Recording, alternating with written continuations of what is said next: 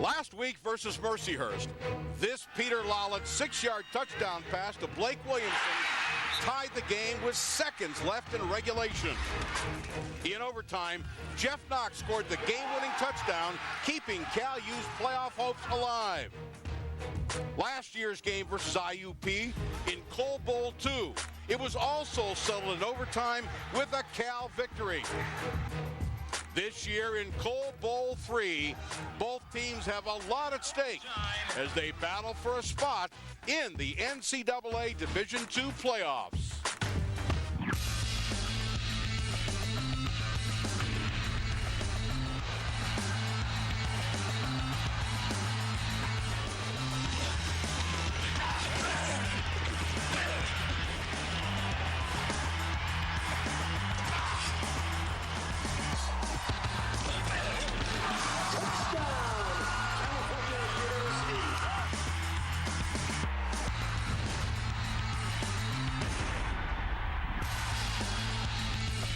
From snowy George Miller Stadium in Indiana, Pennsylvania, the home of IUP, welcome to Cal Vulcan football. Today's game, the Vulcans on the road against the Crimson Hawks of Indiana. Good afternoon, I'm Stan Savran, along with Paul Alexander. We welcome you to the 84 Lumber broadcast booth. And coaches can be control freaks, but the one thing they cannot control is the weather. A surprise snowstorm. It should continue throughout the day. That's going to change the way the game is played. And Paul, being honest about it, Cal's offense, wide open spread, could be greatly affected by this weather. Yeah, they're going to have to alter their approach, I think. I think the ball's going to be on the ground quite a bit, so they're going to have to be careful. They're going to have to convert in the red zone. As you can see, 21 of 38. That is not exactly what you're looking for. You need touchdowns in those situations. Lalich is having a great year. Not going to change the Cal U approach. Peter Lalich has looked good in warm-up. I guess he has big hands, Stan. That's a key on a day like today. Gripping that football is not going to be easy. I would not be surprised if we have numerous turnovers today just by virtue of that ball being so slippery. But Indiana is a grounded-out, pounded kind of football team, so they're going to feel right at home, I think, pounding the rock. But I would think that if things go a little bit crazy and askew for the Cal U offense, they might have to adjust a little bit. A spread is not exactly ideal on a day like today. Well, just to give you an idea about how the two teams approach offensive football differently, Peter Lallich for Cal has thrown the football 293 times in 8 games. On the other hand, Pat Smith has thrown 104. So you get the idea that they are indeed a ground team. This is everything to both of these football clubs if they have any hope of making the Division II playoff, and that's still very much alive. The winner here has a chance. The loser today, Paul, has no chance. No, not calling it a playoff game is actually a misnomer. This is indeed a playoff game for teams that aspire to be postseason teams. The winner continues forward in that direction. The loser is pretty much in the out-of-it club looking in. So, yeah, this should have a playoff-like atmosphere. And as much of a pain as it was to deal with the elements, I think it's going to make this game a lot more memorable for the participants. It's fun to be out there playing in this kind of slop. Yeah, it's kind of backyard stuff, and there's a lot at stake. IUP won the opening toss. They elected to defer. They will kick off to both Trey Johnson and Mario Washington. That is Brett Ullman. Good kicker for IUP, and he'll do the honors as we get set to kick it off in Cole Bowl 3. Glad you're with us. Pretty good kick in Very the conditions. Good. Trey Johnson, he's hit hard and dropped down at the 20-yard line. Great special teams tackle coming down by Darryl Jones, number 11. Boy, he really nailed him on that. If you want to set a tone, that's a way to do it. IUP got things started off in a very nice way. Peter Lallich, of course, the key to the offense, but today it may be Lamont Smith. Lamont comes into today's game averaging 86 yards per game, 5.6 per carry, wide receivers, and there is the Cal offensive line. First down and 10 Cal, their own 20-yard line. Single setback, deep 7 yards is Lamont Smith. And we should get an idea of what the footing's like right away. Here's Lamont, nice hole off left tackle, across the 30 and out to the 32-yard line. And so, on first down, It's a gain of a little bit more than 10. That should be a first down. Here is the IUP defense. They run a 4-3, but the star linebacker, Terrell Washington, is a rover, and the secondary. Keep an eye on Carl Thornton inside. It is a first down, a gain of 11 yards for Lamont Smith. So that's a good start. We mentioned that, like Slippery Rock, IUP's rush defense is ranked nationally in Division II in NCAA, and they're ranked third in the PSAC. So they've been very difficult to run against. Well, they just collapsed that left side, or excuse me, the right side of that IUP defense. The left side of the Cal U offensive line did a great job. I mean, that whole stand was huge, gaping for Lamont Smith to get that 12-yard gain and a first down. Levi Pardee, left tackle, Devin Cox, the left guard, Eric Cush, and let's not forget the tight end. It's a gain of 11. It is first down and 10 Cal from their own 32-yard line, just underway. This time an I backfield behind Peter Lalich. Fumble the snap. And IUP's got it. There it is. Didn't take long. Second play from scrimmage, and the turnover on the fumbled snap. Recovering it was Akeem Smith. He's a sophomore from Philadelphia, Pennsylvania. Never got the ball up. And that's going to be, I think, pretty prominent all day long, mishandling the football in these conditions. And you have had no previous experience this year in anything like this. So it's going to be a tough day handling the football, and that's certainly a big break for IUP. At the 33-yard line of Cal. Cal now on the season is a -1 in turnover ratio. Harvey Tuck over his left guard, and there is absolutely nothing there, so no gain. Cal's defense against the rush be tested today. There is your front four. Steve Santia, the nose tackle. Thomas Malaba, who's been their best defensive lineman all season long. The linebacker, Spencer Lynn. Brian Justice was the PSAC Defensive Player of the Week last week, and there is the 5 defensive back set. Second down and 10. Smith has completed 58% of his passes this year, 6 touchdowns and only 3 interceptions, but that's also a product of they don't throw the ball terribly often. Tuck again. Got more of a hole this time. Look at him drive. Driving inside the 30 down to the 26-yard line. It's a gain of 7, and it'll bring up a third down and 3 for IUP.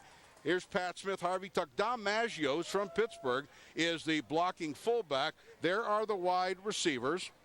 And there's your offensive line, left to right. Byron Dovalis, he is one of the co-captains. And the starting lineups are brought to you by the Physical Therapy Institute. Might recognize John Ditto, the tight end. Yep. Kid out of Gateway, went to Penn State and ended up matriculating here to IUP.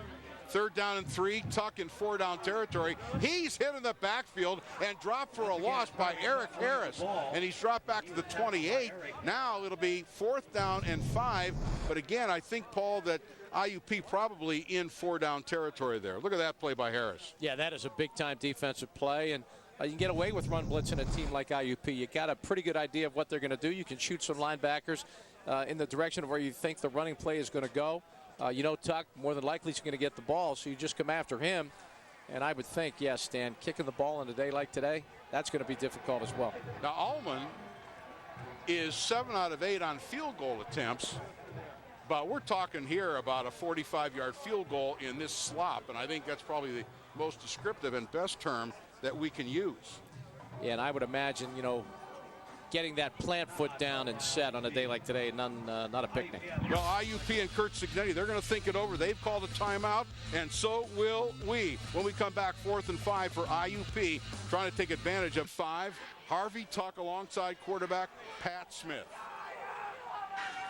Smith-Keat, he's hit, and he's dropped for a loss back to the 30-yard line. So the Cal defense comes up very large. Marcus Cook, number 90, the first man in, the senior from Cincinnati, Ohio. Stan, I like the play call, and Smith can run with it. He's been a very effective runner all season long. But when you get that kind of penetration that the Cal defense got right there, you're going to blow up any play. Misdirection is not going to matter when you have that kind of penetration. And let's give a hats off, a tip of the cap to Steve Santia. He got the penetration and destroyed the blocker, which allowed Cook to get there. So the opening turnover on the second play of the game doesn't hurt Cal. And they take over on downs, 1st and 10. Lamont Smith looking to get outside. That's not going to be easy to do. There just isn't the footing to make that plan. He's lucky to get a yard or two across the 30-yard line. Yeah, that's the famous, stick your foot in the ground and make a move. That's not easy today. There's no ground or traction to stick your foot. So you kind of have to tiptoe around the corner a little bit. Smith did turn the corner a bit, but he's going to pick up maybe a long one on the play. Jerome McFadden, the corner, number 3 on the near side, made the stop. 2nd down and 8.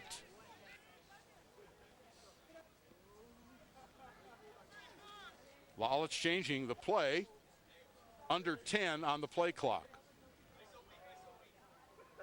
Smith, hole off the left side, got room, and just tripped up near midfield. Had the tackle not been made by the ankle at the 45-yard line, Lamont Smith might still be running.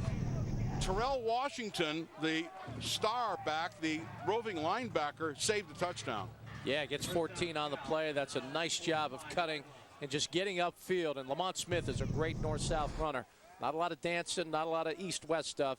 He gets a hole and he goes. Well, that's going to be something that plays into the hands of Harvey Tuck, too, because he's a big, strong back. And once you plant, you're not going to get a second chance to make a move. Smith again. Left guard. Powers his way, still on his feet, up to the 48-yard line, and they blow the play dead there. Let's give him a gain of 3. Make it 2nd and 2.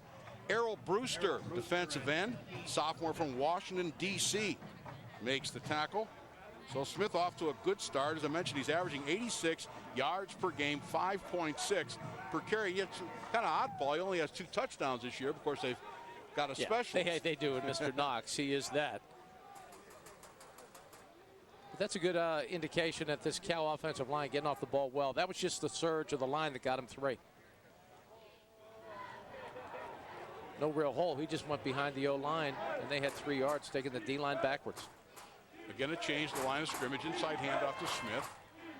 Does a good job to dance his way into IUP territory to the 46, where it'll bring up 3rd and 1. Inside linebacker Mark Jackson, who's 2nd on this team in tackles with help from McFadden, make the stop.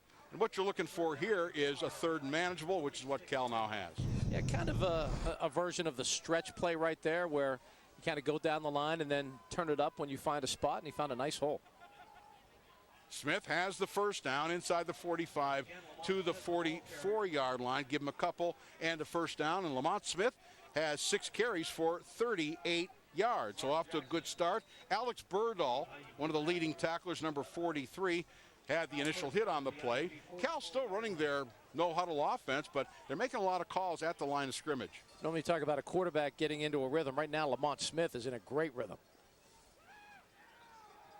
First pass to the sideline, incomplete, intended for Mario Washington.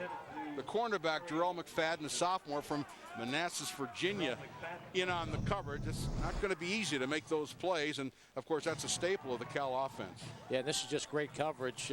Defensive back, that was an equal opportunity football right there. Washington did a nice job making sure it wasn't picked. Now you face a 2nd and 10.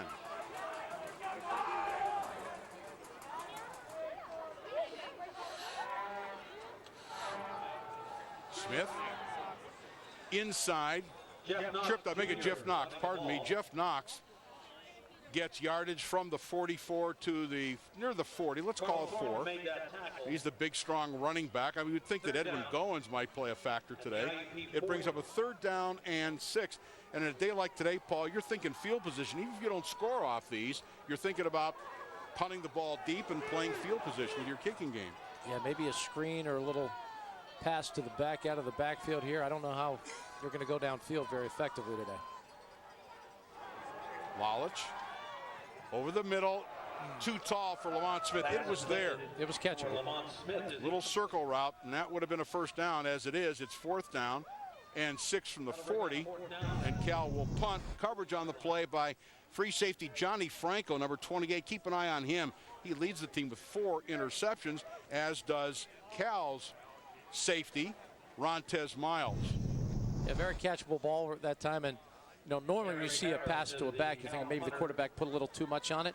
He had a nice touch on the ball for whatever reason. Smith just couldn't bring it down. Eric Harris averaging nearly 38 yards per punt. Fumbles the snap, in trouble, and there goes your field position right there. That, in essence, is a turnover. And instead of IUP getting the ball deep in their own territory, they will get it again in Cal territory.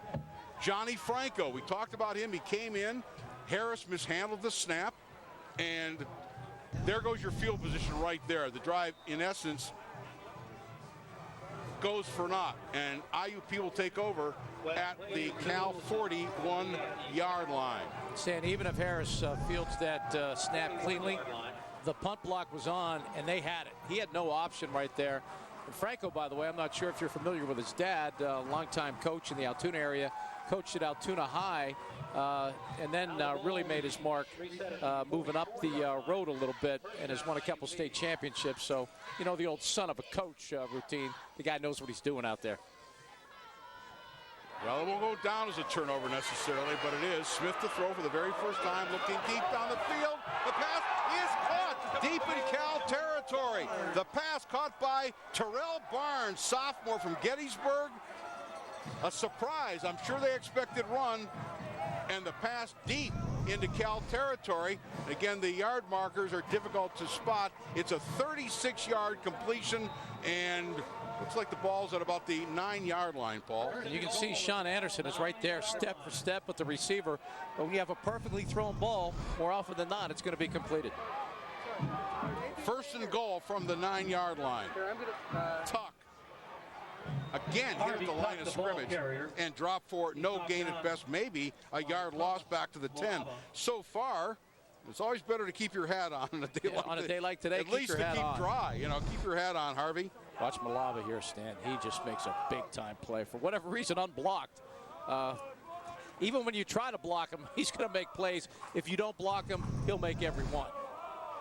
Tuck is averaging 106 yards per game, among the tops in Division II. He scored 7 touchdowns, but now it is second and goal from the 10-yard line. Here's Tuck again, looking to get outside. He does to the sideline and gets to near the 5-yard line for a gain of about 5 to bring up third down and goal. Well, you can see the intensity in this game, and right there, just to get the extra yard, Tuck goes airborne just to get another yard. They're having fun out there. Football in weather like this, maybe not fun for the spectators, a whole lot of fun for the participants. Sean Anderson, Brian Justice on the tackle. Pat Smith. We got a flag, Sam. We got a hold on that. It's coming back. We're going to lose 10. So that'll move it back to the 20-yard line. And it's second and goal. Ball put back to the 20-yard line, second down and goal. Yeah, you said it before, Stan. That first and goal from the 9 or 10, that's kind of the toughest place to be. It really is. Very difficult for an offense, so little room to operate. You still got to get a fair amount of yards to get into the end zone. So Smith in a passing situation. Here's a blitz outside. He gets it off. He was in big trouble. Greg Cochran came in on the blitz from the outside and hit him just as he threw. The pass is incomplete. Yeah, give Smith credit. He saw the blitz coming and just stood in there and made a decent throw. But the coverage was very good. What you do with a blitz, sure, you want to get the sack, the strip sack, and the big play. But what you really want to do is make the quarterback throw it sooner than he wants to. And Cochran succeeded in that. It'll be third and goal. Steelers would like to do that a little bit tomorrow, I would think. Yep.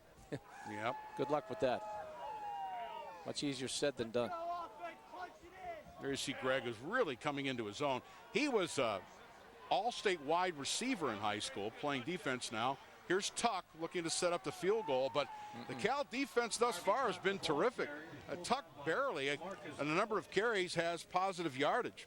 He may be looking at a 0, and that'll bring up fourth down and about a 38-yard field goal attempt, and that's exactly what Kurt Cignetti called for. Harvey Tuck less than that, 5 carries for 4 yards. That is a 0.8 yards per carry average. That D-line stand right now, everybody winning their individual battles. That was Marcus Cook that made the big stop there. Malava's made a big one. That D-line for Cal right now proving to be somewhat unblockable. Ullman 7 for 8 in field goal attempts. Difficult conditions. The kick is up. It's certainly long enough, and the kick is good. Wow. And that thing would have been good from 45 right there. Keep that in mind. So Cal failing to handle and execute the punt. It cost them 3 points. We'll be back with the kickoff in just a moment. In this season of giving, please consider the gift of warmth. You can positively affect the life of someone less fortunate with a simple gift of a new or gently used coat, a pair of gloves, and a hat. We at DPS Penn pledge to provide at least 600 coats to various charities in our areas this winter. With your help, we could double or triple that number. Please give as you are able from your heart, because warm hearts can warm people. And you can bring those donations to the Cal Edinburgh game next week at Adamson Stadium. We hope you'll be able to do that. Hopefully it's just a great day to donate a coat, not wear one. Yeah. Forecast for next Saturday, 75 and sunny. Don't worry about it. The snow has actually let up a little bit. There you see both Mario Washington and Trey Johnson back deep to accept the kick from Ullman, who kicked the 37-yard field goal. It is Josh Scobie impersonation there. Boy, that was something. Good kickoff again. Trey Johnson. Again. He's hit and nailed outside the 30 to the 31-yard line. Looked like there was more room there for him, but there's good Johnny Franco again. Johnny Franco. Tyrone's own. Senior from Tyrone, Pennsylvania. IUP goes 24 yards, 5 plays. The penalty killed him. It would have been 3rd and goal from the 5, but the holding penalty drew him back. And they have a 3-0 lead on the field goal by Brett Ullman. Our scoring drive brought to you by DPS Penn. Let's bring back some good memories. Spent a lot of time with John Franco Sr. Heck of a football coach.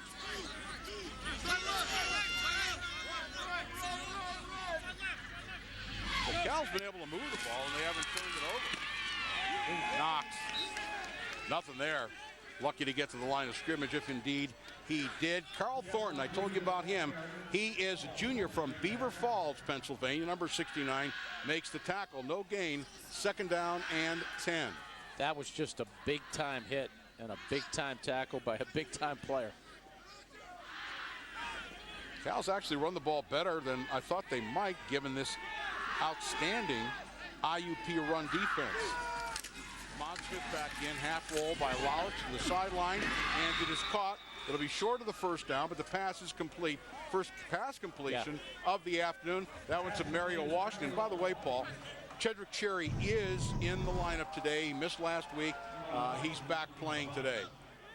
Nice job there by Washington to duck under and let the 2 IUP guys hit each other. Another Washington, Terrell Washington, and Randy Lewis make the tackle. It'll be 3rd down and 2 for Cal at their own 41-yard line. Play comes in from the sideline. Big 3rd down. I think Cal would really like to answer here and get some points on the board. Knox, the specialist. Oh, he's shifty. And he breaks through to the 50, to the 40. And throws a punch. Runs out of bounds inside the 30-yard line. We'll see where the mark is going to be. It looks to be about the 22-yard line. How about that? It can often happen in short yardage. But he did put on a great move on the corner. The right corner of IUP had a great shot at Knox. He goes 36 yards, and I've never seen a guy throw a more aggressive stiff arm. It looked like a Chuck Norton right cross. But, man, he is an aggressive player that really seeks contact. He doesn't like that open space. Andre Henderson saved a touchdown. And Cal continues to run the ball well. What they need to do now is hang on to it. Here's Knox. Big hole on the right side. Kind of missed that. Now, there's a play right there. Gain is 3 inside the 20 to the 19-yard line. Jackson making the tackle. Lamont Smith, even in these field conditions, that hole was to the outside. You have to love the change of pace, though. Obviously, Lamont Smith finding a lot of running room, able to cut nimbly in these tough conditions. Knox, he's not going to try and make you miss. He's going to try and make you pay.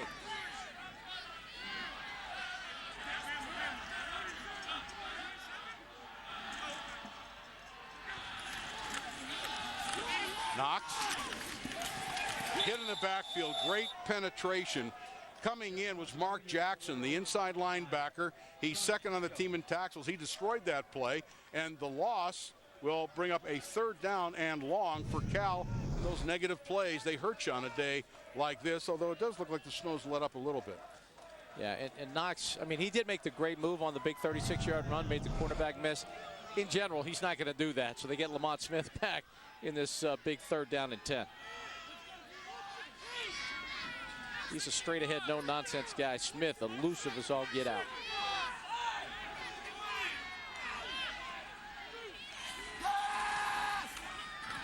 Wallace looking man wide open, and he overthrew him. He was looking for Blake Williamson, make that Josh Gumbert.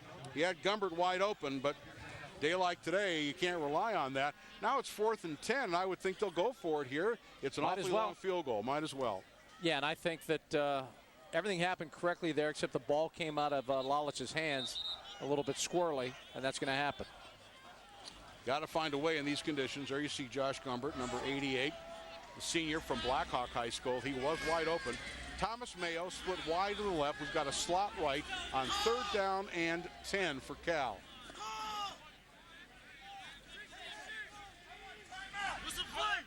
For whatever reason, the play clock never started, and that's why referee Don King. Signetti calls a timeout. Now, IUP has called their 2nd timeout, and we're still in the first quarter with 3:47 to go. IUP leads it 3-0. Cal facing a 4th and 10. This Life is proud to be a part of the Cal U family. Family matters to, start that again, family matters to NSS Life. They specialize in low-cost life insurance and high-yielding annuities, perfect for your family. Call for a free quote, 800-488-1890. NSS Life, where family matters. If I didn't have too much love and respect for our audience, I'd break into the jingle. I'm just not going to do that to anybody. Well, Cal is going to go for the field goal here. It'll be a 40-yarder. Cody Nuzzo is 4 for 10 on field goals. High snap, kick is up. And it is no good. Just hooked a little bit on him. He had enough leg.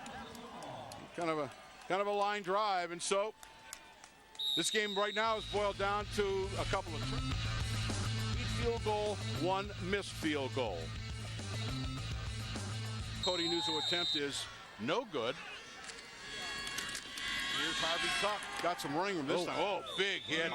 Rontez Miles nails him out to the 27-yard line, but it's a solid gain for IUP, and it'll bring up a 2nd down and 7. First hit was by B.J. Stevens.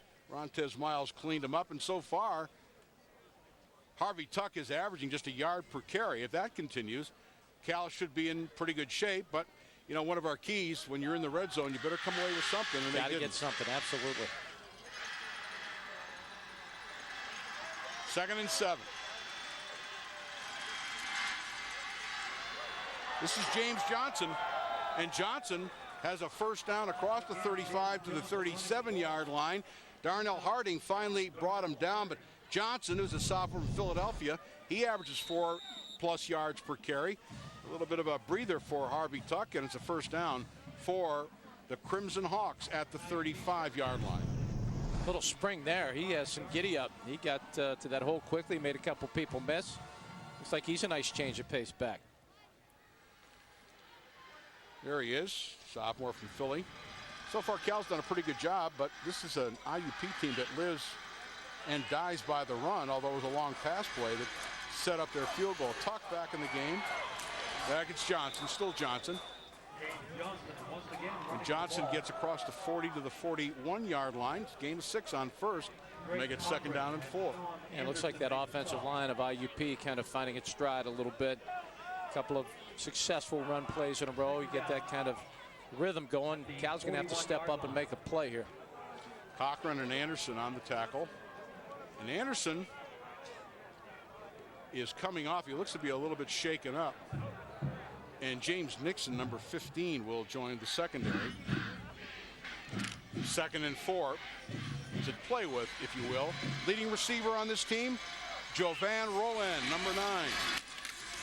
Draw play, and Eric Harris comes up and makes the hit on Harvey Tuck. short of the first down to the 44. It'll bring up 3rd down and 1.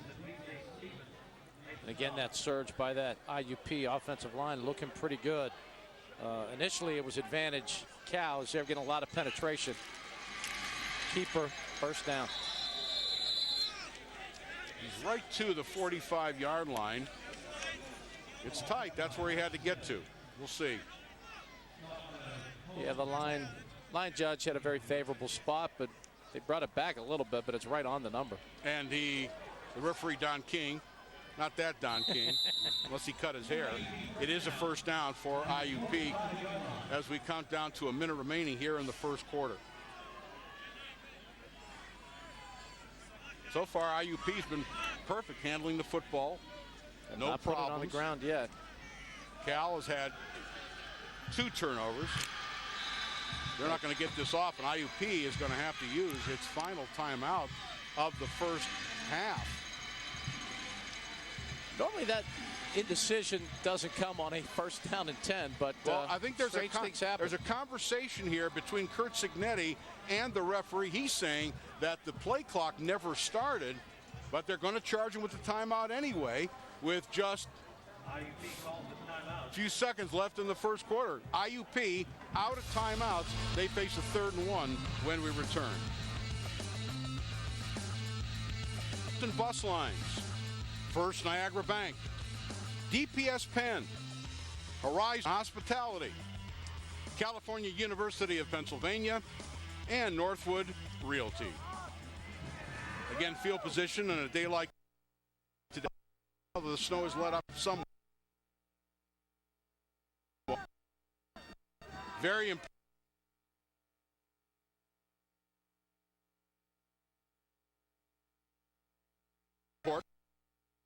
Critical for not as good for Cal. 3rd and 2. Johnson beats a tackle in the backfield, but not a second one. It looked like he had the corner, but Rontez Miles came up. Eric Harris was there, and it'll bring up a 4th down and 2. That's just great pursuit. Washington did a great job. Broke a couple of tackles, as you'll see here. Tries to run out, knows he's close to that marker. Then finally, the 3rd guy, it was the charm. Miles finishes him off. Greg Cochran came in to help out Steve Santia, getting penetration, which forced him out wider. Grant Shalleck, the punter, he's averaging 41 yards per kick. That's outstanding at this level. Trey Johnson will let it hit. Be careful handling the football, and it's a great kit. And Cal will start out at their own 6-yard line as the ball is down. That's an outstanding kick of better than 40 yards, just about the average for Grant Shalleck. Good play. Yeah, actually gets 44 on that, and boy, you don't want to mess around with trying to field that thing. Cal doing a good job of just letting it get down and try to get something going offensively.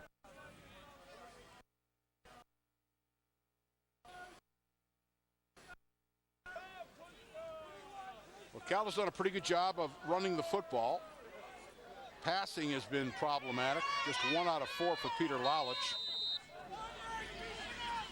Lamont Smith is the deep man, checking his footing as he comes out of the end zone. He's got room. Lamont Smith, the football. First down and plenty more. Out to the 30-yard line, a 24-yard gain, and immediately that gives the Vulcans field position and a first down. Andre Henderson made the tackle. Lamont Smith seems to either have some really good snowshoes on or just having an exceptionally good day. He is cutting hard and really making a lot of people miss. Here he comes again, darting his way for about 4 to nearly 5 yards. Again, it didn't look like much, but he didn't have anything at the line of scrimmage, and through his own shiftiness was able to get 4. Carl Thornton caught him from behind, 2nd down and 6. And you're looking for positive gains on a day like today. Boy, is Thornton a big-time tackler. When he gets you in his sights, he puts you down. Oh, Smith is hit in the backfield. Outstanding penetration by the middle linebacker, Mark Jackson, the senior from Canton, Ohio, right near the Hall of Fame. That'll lose yardage. That time he just flat out beat the blocker and made the tackle. Yeah, you want to talk about a guy that just knew what was coming. Big number 75 there, Rashad Johnson. I'm not sure if that was his man, but he went right by him. 3rd down and 7, a passing down. At some point, Cal's going to have to hit some of these passes. Yeah, I mean, it's who they are and what they do. They're going to have to get something going through the air despite the conditions. Only one completion thus far, and there's a false start on Cal. Left tackle Levi Pardee now. It makes it more difficult. The 3rd down and 12. And at this point in the year, there's just really no excuse for that. False start, number 76 of the offense. 5-yard penalty, remains 3rd down. Don King with the call and the rest of today's officiating crew. 3rd down and 12, and again, Lalich 1 for 4. Completions this afternoon. Haven't heard from Thomas Mayo or Chet Cherry thus far today. This would be a good time to call their name. Lalich with time, throws over the middle, and it's caught for a 1st down by Mario Washington. Talk about a big-time throw and catch. That gain out to the 44 and a very important 1st down. Randy Lewis, senior from Washington, D.C., made the tackle. That's a very, very big 1st down. 2 catches now for Washington. Lalich threaded that one, 16-yard gain, very positive, maybe a momentum builder.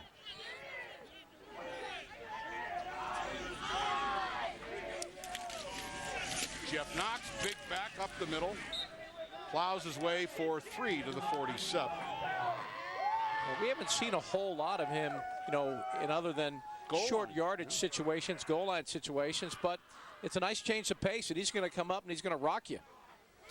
Don't know if Edwin Goins is hurt. He had concussion issues earlier in the year. He did play last week, but maybe the way Knox has run, and by the way, he started the year as a DB, was a running back in high school, maybe surpassed on the depth chart. Lamont Smith, wow, crawling to very near a 1st down. It looks like he may have it just by the nose of the football. You talk about cars. If you're a car person, it's 0 to 60, and that's like a big number. Watch Lamont Smith. He'll stop and then just go. He hits full speed quicker than most backs you're going to see. His 0 to 60 is quick. They're going to call it 3rd down and about a foot for a 1st down. Cal will go with their double tight end jumbo package. That means Knox. Split wishbone. Knox still on his feet, but he's got the line, which means he's got the 1st down. Didn't like what he saw right up the middle, cut it to the outside. Almost had some room there, Stan. We talked about it earlier. When you have that big bunch for the goal line or the short yardage, if you bounce it to the outside, nobody's there. They were able to drag Knox down, or he could have gone for a long ways. Knox is 6'2" and about 220 pounds. Redshirt freshman from DeMatha Catholic High School in suburban D.C. It is a 1st down at the 44-yard line of IUP. As Cal looks to tie this game or take the lead. Lalich, man open and underthrown. It was intended for the tight end, Blake Williamson, who caught the game-tying touchdown last week with just seconds to play. He was open. The pass was not there. It'll be 2nd down and 10. I'm not sure if it's the grip on the ball, but you actually saw Lalich physically try to aim that and guide the ball in there. He didn't cut it loose. That's why it didn't get there. Slot right on 2nd down and 10.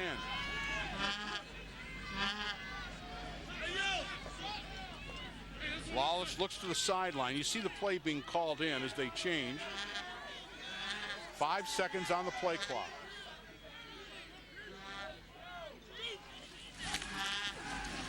Out pattern to Mayo.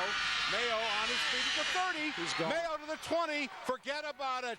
Touchdown. 44 yards from Peter Lalich to Thomas Mayo. Mayo with the reception, his 11th touchdown catch of the year, and for Lalich, his 16th touchdown of the year, touchdown pass. And there's an idea of a missed tackle right there by the normally sure tackling Jarrell McFadden. And give Mayo a lot of credit, making people miss. We talked about it earlier. The offensive guy knows where he's going. It's tough for the defensive guy to react and move with him. So that's a big-time play. Only threw the ball 10 yards, but it goes 44 for the touchdown. News, who had his difficulties last week, does make the extra point today. New zone on the season is 25 for 30 and a big touchdown drive. And remember, this was a 94-yard, make it 93-yard. Who's They're calling you a liar for a yard. That's unbelievable. At the top of your screen on the far side, that's a 93-yard drive in 9 plays. Took nearly 4 minutes. And you would think on a day like today that wouldn't be possible. It is possible, but it ain't easy. From the 9-yard line, McFadden got a hole, 25 across the 30 and dropped at the 32-yard line. Special teams coverage by Will McClure. Whoops, wrong side. There we go. Charles France making the tackle. Charles is a reserve fullback. You'll often see him on short yardage downs. Now McFadden puts a little fear into you, doesn't he? Yeah, boy, the way he took off, you're thinking someone better get in front of this guy. And thankfully, for Cal's perspective, someone did. Well, James Johnson, who did such a great job running the football, apparently was just going to spell Harvey Tuck because Tuck is now back in the backfield behind Pat Smith. Here's Tuck with the ball, and he's hit hard. He's not having an easy day of it today. There's their man Cochran. Greg Cochran is having himself a big day today. Chandler, Arizona, I started to mention that he is a kid who was an all-state wide receiver from Chandler, Arizona, and switched over to defense, and he's liking it so far. Johnson with 5 carries for 20 yards, but Harvey Tuck, who will get a couple there, is barely averaging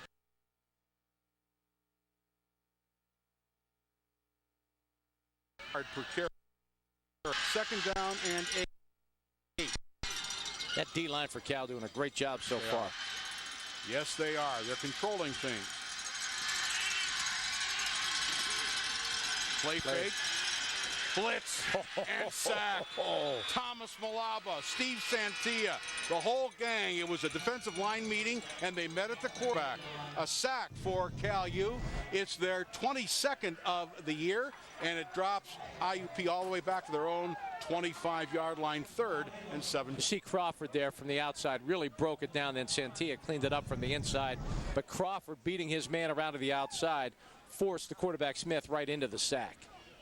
Now it's 3rd down and very long, and again Smith is not accustomed, well, no team is really, 3rd and 17, but they usually try to pass the ball when they're ahead of the chains. Last time they had 3rd and long, they just played it safe like they're doing now, giving the ball to Tuck. Look at that power. Wow. Look at that drive all the way up to the 40-yard line. And obviously it's well short of the 1st down, but not that far short. That is a gain of 14 yards. It'll bring up 4th down and 3. Yeah, 14 is straight ahead, always a nice gain, just not quite enough when you need 17. Cochran, little ride-em cowboy right there. He had all he could handle, bringing that determined running back Tuck down to the ground. Well, he gave up his helmet for the cause. It's short Grant Shalleck, who had a 54-yard kick in his first and only punt of the game. Will kick it away. Trey Johnson, the punt block was on. Johnson will take at his own 20. Breaks one tackle, gets loose, gets near the 30-yard line. Good return that time by Trey Johnson. 1st and 10 Cal.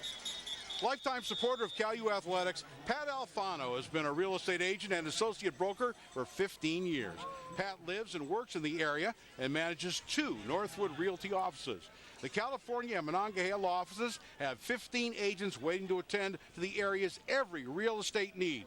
Whether you're buying or selling, call one of our offices today. The California area office at 724-785-5520 or the Monongahela area office at 724-292-1040. Got a late hit. On the kicking team, it's 15-yard penalty, automatic. 1st down. Well, that's huge. That helps. It does help. Every little bit helps. Get a 15 on a day like today. Headed in that direction is a good thing. Well, thanks to the referee, Don King, for waiting until I was done with the real estate commercial. It was to very announce nice, the penalty. very kind. Very accommodating here at IUP. 45-yard line, great starting position, much like IUP had on 2 occasions in the first quarter.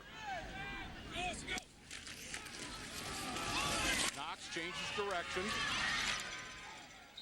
Pretty good cut, but it allowed the IUP defense to pursue. The gain is 3 to bring up 2nd down and 7 for the Vulcans. Jerome McFadden making the tackle.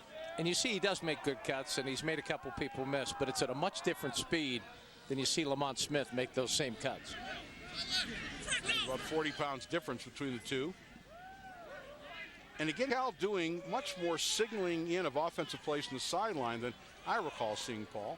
Yeah, it is a different look. This time it's Lamont Smith. Straight ahead. Yep, into IUP territory at the 47, which will bring up a 3rd down and 2. That's what's always impressed me about him. Yeah, he's elusive. He makes people miss. But right there's 4 yards if he just puts his head down and goes hard right up the middle. So that's what he does. You love a back like that that's not big, but not afraid to go between the tackles. Smith looking for the 1st down, ducks a tackle, gets to the 41-yard line. Boy, that he made a guy miss right in the hole and got outside, but he got the 1st down, more importantly, to the 41. And he's just one of those backs that if you're a defensive guy, he can make you look pretty silly. Jump Here he cut. is right in the middle, and he gets every ounce out of every carry. Lamont Smith has been very impressive this year, very impressive this day. Junior from Central Catholic, 1st and 10 from the 41. Smith takes a break. This is Knox. The play fake. Lalich throws, man wide open on the sideline. Caught for 1st down and then some. Welcome back. Oh! Chedrick Cherry. I don't know if you saw the official. He did a right onto his wallet trying to signal touchdown. He went right over a snowbank, and I had to wait for him to get back up. But Cherry just puts on the Jets. I don't know if we're going to see the official, but Cherry just cuts it up and just turns on the Jets. Here's the official right here. Oh, he goes out of the picture, but he fell backwards. Hopefully he's okay. The conditions are tough for everybody out there today. I thought that the official was signaling that he was out of bounds, but it is a touchdown as he dove over the pylon. And welcome back Chedrick Cherry, who was injured last week, his 3rd touchdown catch of the season. Nuzzo at the extra point. It is good. And on a day fit for neither man nor beast, but good for Division II football. Peter Lalich has 2 touchdown passes, and it has Cal up 14-3, a 41-yard touchdown pass. Or was it 40 and a half yards? And call me a Stan, liar for a half yard this time. When you 44, start running the 41. football as effectively as Cal's doing it, and you sell that play fake as well as Lalich did, and here we're going to see the official here, Stan. No! Just right out of the frame, but he went. You know what? I'm not going to laugh at him no. because that could be me going to the parking lot. Stan, so. you and I may be here until spring. Be okay. How about that? Running the ball as well as they did, and you knew that they would have to. You expected, certainly, IUP to be able to do that. But for Cal to be able to do that, that's a different story. Not that they don't run the ball.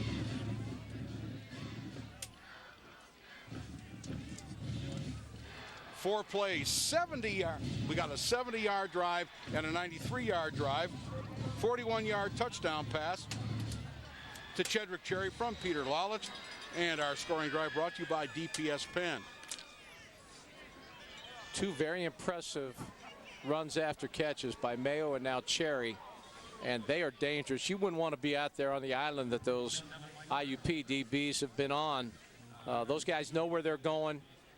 It's easier to be a little more sure-footed when you have an idea where you're headed. This is Mike Merriweather returning from the 10. Runs into his own blocker, which helps out the Cal defense. And Juwan Bryant, number 17, who returned the block punt last week for a touchdown, makes the tackle. And IUP will start out just shy of their own 30-yard line. And now this is when it's really advantaged Cal U, because one thing that IUP is not built for is coming from behind. Now it's not a huge deficit, but there would, I would imagine, be from Coach Cignetti and that offensive brain trust, which, by the way, is a couple of former Pitt quarterbacks. Lute Getzky is the quarterback coach and coordinator. Rod Rutherford is the wide receivers coach. So nice Pitt connection there with the IUP squad. Well, the Cignetti family, of course, so long associated with IUP and the connection to Pittsburgh. Smith on the roll, B.J. Stevens after him, fires on the run, and the pass is caught for a first down across the 40 to the 42-yard line. The pass completed to Terrell Barnes. He's the one who caught the 36-yarder, which helped set up the initial IUP scoring drive. It's a good gain of 13 yards to the 42. And while maybe the Crimson Hawks not exactly geared toward throwing the ball, they look pretty comfortable doing it. Smith on the roll there delivers a perfect strike to Barnes, and it looks like they've been doing that all year long. And it also doesn't appear, Paul, that there's much of a wind today, which may hurt your passing more than the precipitation. Smith looking, throwing the deep pattern along the sideline. That's good coverage by Sean Anderson. Left the game earlier. Again, he's on Barnes, but this time he was covered all the way. Anderson on a very similar play. The one that they connected on for 36 was an isolation for Anderson and Barnes, and this is just great coverage. And it was actually Barnes pulling on the arm of Anderson, trying to maybe get a little something there, but that's anyone's football in that situation. Contact's going to happen. Remember, when the ball goes up in the air, you're 100% right. The defender has every bit as much right to that football as does the offensive player, as long as he doesn't interfere or doesn't get caught interfering. Smith again. Pass incomplete. Good pass rush. We've got a Cal player down. I think it's B.J. Stevens. Yeah, B.J.'s a little shaken Pulls up. himself up. That didn't feel too good, though. But, again, great pressure on the quarterback, Smith. Stevens providing a lot of that. And when you see a pass just kind of fall in the middle of the field with no one really around, normally the quarterback's throwing it a lot sooner than he'd like. And a good job by Kevin Crawford, who had a clean shot on Smith, but he pulled up. Yeah, if you tack on 15 right there, you ruin a great effort by the entire defense. Cal's lucky that wasn't Kimoyatu. He'd hit him about now, is usually when he hits people. 2nd and 10. Tuck. Right guard. Running. First down and plenty more. Great. Harvey Tuck.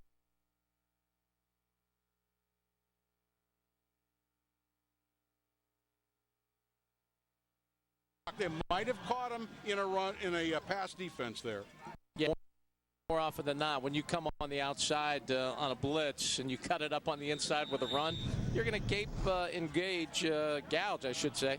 18 yards there, and a nice run by Tuck. Nice blocking by that IUP front. Tuck comes out of there now, and James Johnson in, number 34. Cal certainly didn't want to get too comfortable here just because they've gone up 14-3. IUP responding, and they get the ball to start the second half. Johnson, he's got the corner. The 35-yard line. Rontez Miles coming up from a strong safety position, but that's a big pick of 5 on first down. We always talk about 4 yards on first down as a victory. 5 certainly qualifies as Swearinger and Miles come up to make the stop. But when you string a play out like that, hopefully you're doing it closer to the line of scrimmage. You don't want to be 5 yards back. Vince Manis, number 98, the junior from Denver, Colorado, replacing Steve Santia. Sure, the snow's really freaking him out. He's out there on skis. Blitz. Smith throws wide open to Brewer. Brewer following a blocker to the 5-yard line, and they'll call him out of bounds at the 7-yard line. Brewer, the wide receiver, number 8, his 12th catch of the year. He averages yards per reception,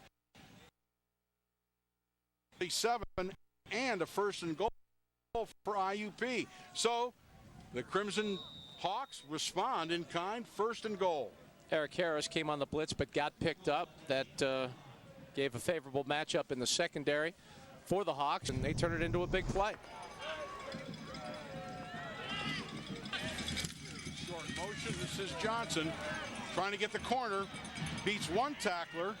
Cuts up and will be marked out of bounds. Looks like the 4-yard line. That's a pretty good 4-yard run right there. Yeah, it sure was. And even though Rontez Miles didn't make the play, he forced Johnson so far to the outside, he allowed the pursuit to at least grab him before he got into the end zone. Cochran ultimately made the tackle, but it is a gain of 4 to bring up 2nd down and goal from inside the 4-yard line.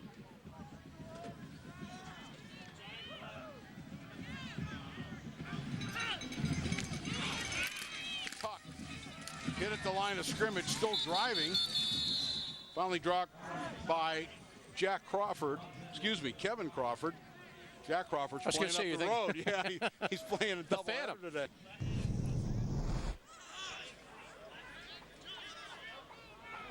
It'll be 3rd and goal from just inside the 3-yard line.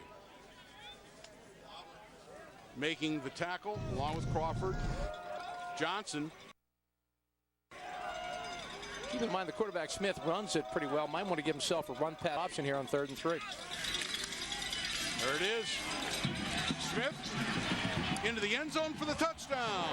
Pat Smith with the touchdown. That completes a response drive for IP after they'd been stunned with a 41-yard touchdown pass to drop behind 14-3. They come right back, and this is a ball game. Not that it never wasn't, but it's certainly a more game. Wow. And when did they start shooting mortars after they scored touchdowns here at IUP? Brent Allman will attempt the extra point. He's 20 of 21 this year. He already has a 37-yard field goal today.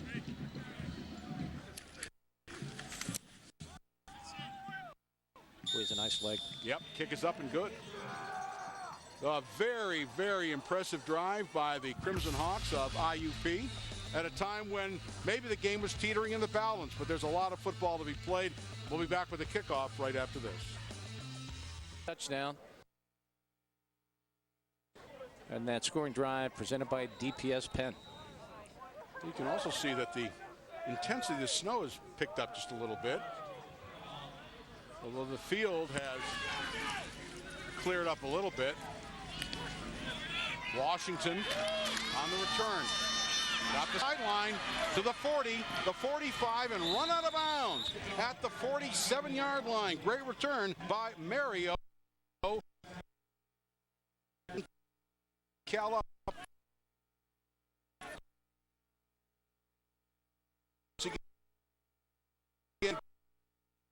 Good field position. Got a real taste of his speed right there. So kind of to the outside, but here's Smith. I don't know what happened up front for IUP, but boy, they started opening him. There's Tuck with a big gain, and Smith goes airborne, hits his man right there, and that is Pat Brewer. And then Smith does a nice job running the football. Has been really an effective runner all year for IUP. Calls his own number, basically goes in untouched, and it's 14-10. So Cal U again starting out with good field position. Do they can take advantage of that? Knox, big room up the middle, drives into IUP territory to the 46-yard line. That's a solid gain of 6, 2nd down and 4. We're under 3 minutes to play in the half. Remember, IUP has used up all their timeouts. If that becomes a factor, Cal U has all 3 of theirs remaining. 2nd down and 4. I like Knox's new role. Just banging it inside. He's earned his way to the backup running back. Here he comes again, a little bit of a tiptoe there. And gets a yard, maybe 2, to bring up a 3rd down and 2. Something to mention about this IUP defense. They've been outstanding, nationally ranked. 3 of their last 4 games, they've allowed a touchdown or less. They shut out Edinboro. They allowed 7 to Clarion, 7 to Gannon. The only exception was Mercyhurst, scored 28 in the game they won in overtime. Yeah, and we saw enough Mercyhurst to know that that wasn't by accident. Nope, they can score. They are a good football team. 3rd and 2. Cal wants his first down badly. They do not want to give the ball back to the Crimson Hawks. Lawless looks, almost intercepted. Looking for Washington on the sideline, and Mark Jackson, he's the middle linebacker. He dropped back into coverage to make that play. Boy, did he sniff and smell that one out. He was actually far more likely to catch this ball than the intended receiver, Washington. That is a cool play there by Jackson, who, as no surprise, came in pretty heralded. He's a big-time player. Well, the last time and the first time Cal punted, Eric Harris mishandled the snap. They came after him too, Stan. I don't think he gets it off even if he handles it cleanly. Yeah. Got Max Protect in there now. Nice kick. Great kick looking for the sideline, and he gets it. Question is where? These guys walk and walk. There he is at the 10, the 11, the 12. Slower than I do. The 15, and he'll call it the 16. Time him in the 40-yard sundial. At least he stopped. I wasn't sure he was ever going to stop.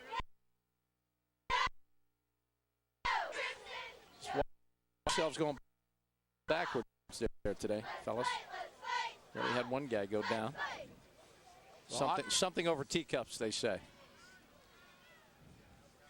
IUP will start out their 16-yard line. No timeouts. They used them all in the first quarter.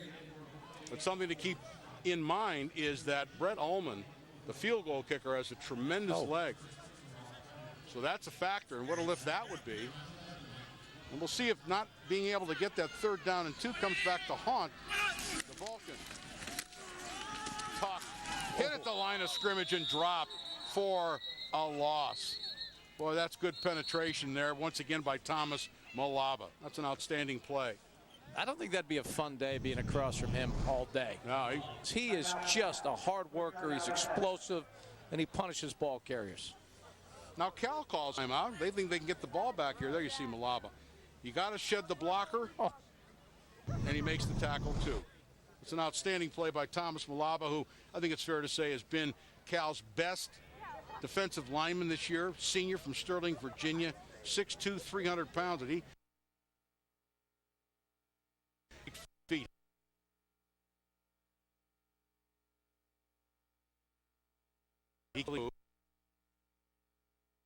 So Cal a timeout, figuring they can get the ball back in reasonable position. They still have 2 times out remaining.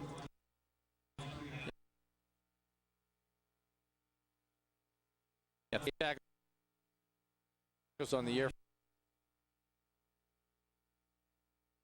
Malaba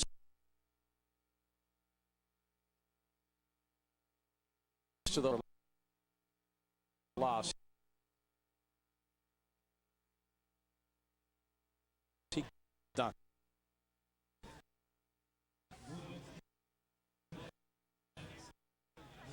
And he's so consistent. I mean, it's every game. It's not where Thomas Malaba always know he's in there making plays.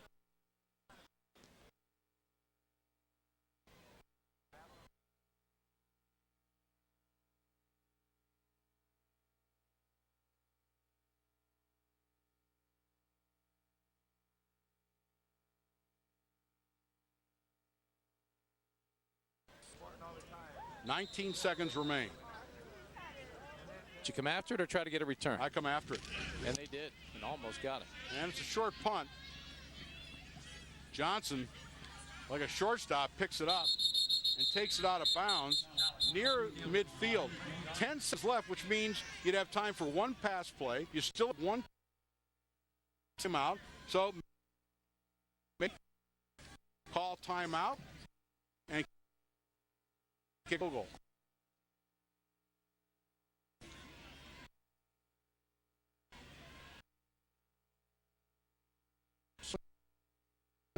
Opportunity to get more points on the board.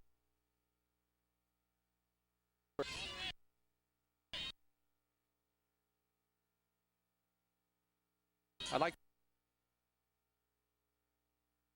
this between Cignetti and Lucky down the final seconds of this first half.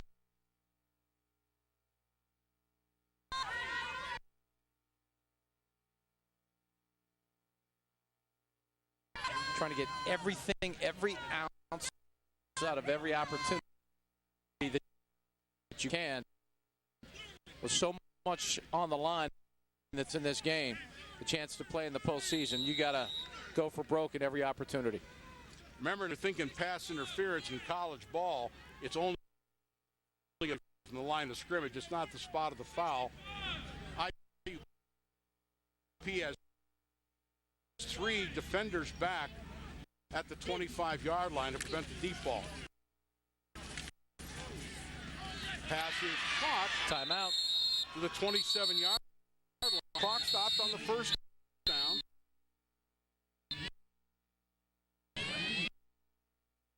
Blake Williamson, who caught the big touchdown pass, has got a play here. So it's touchdown or bust here for Cal.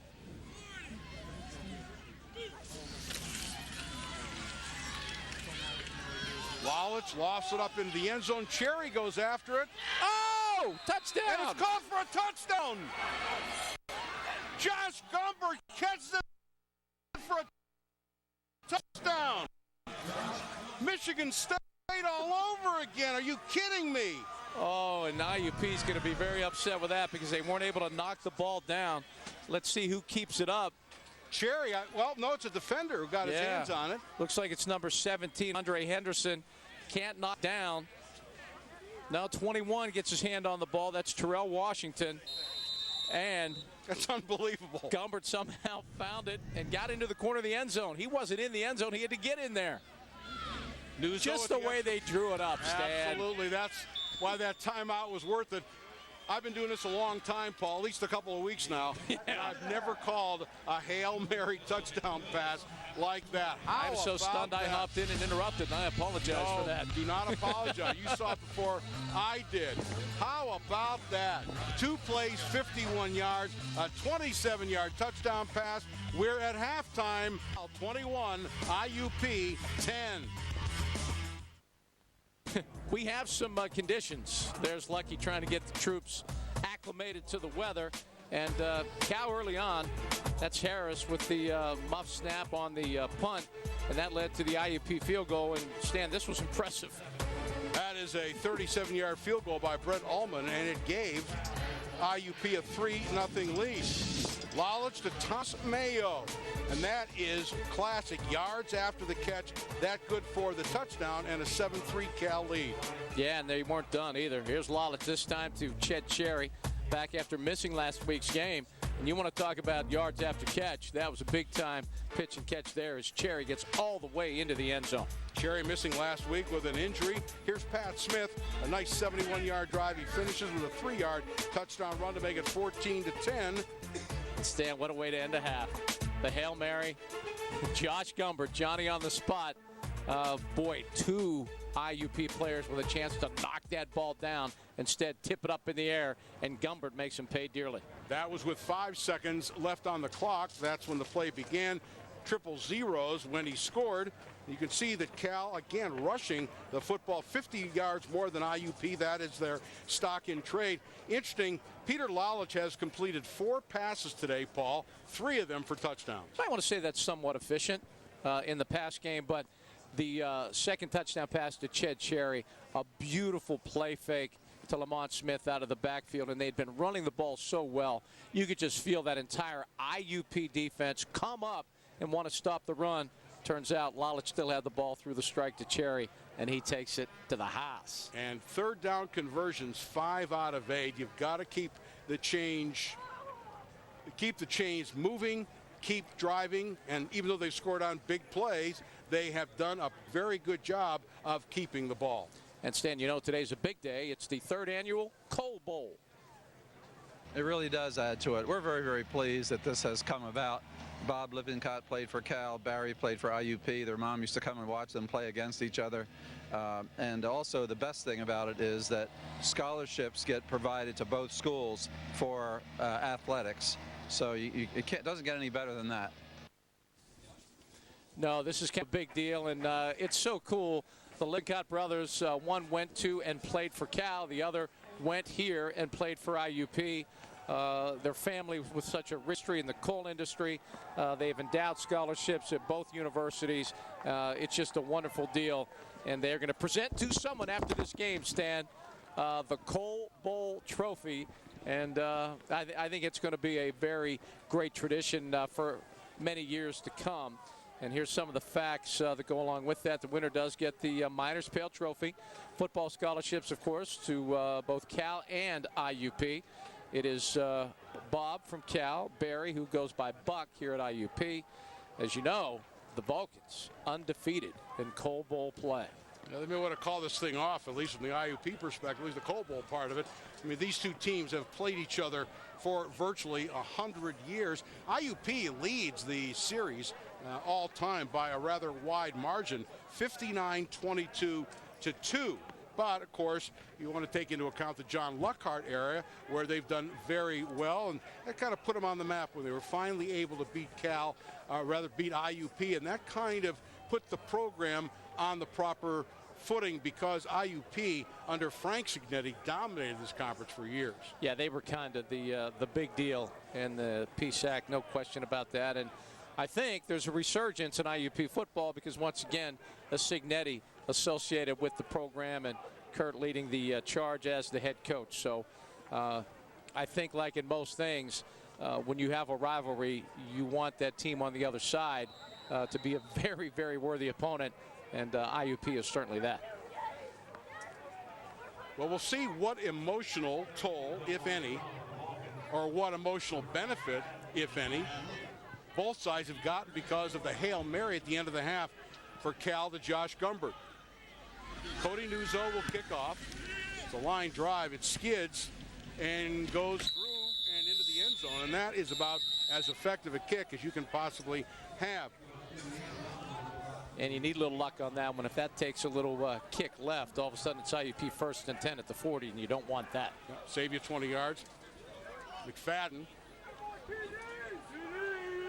set to return that one, but they'll start off their own 20. And IUP's responded well. When Cal went up 14-3, IUP responded with a 71-yard touchdown drive to get him back in the game. And then the odd 2 minutes. It was quite a chess match. The calling of timeouts. Kurt Cignetti opted to throw the ball on 2nd down, backed up there in the final minute of the half, and then somehow, some way, Cal gets into the end zone with no time left on the clock. Smith to throw. He's hit in the backfield and goes down for a loss at the 16-yard line. Penetration and the ultimate sack by Eric Harris. It is his 2nd sack of the year, but watch the penetration that created the problem. Yeah, and there's our man Cochran again. He forces Smith out of the comfort zone and right into Eric Harris, who cleans it up and gets the sack. By the way, Greg Cochran had 6 tackles in the first half. What a game he is playing. So IUP surprisingly opens up with a pass. Harvey Tuck, by the way, averaging 106 yards per game, had 46 on 13 carries in the first half. 2nd down, 14 yards to go for IUP.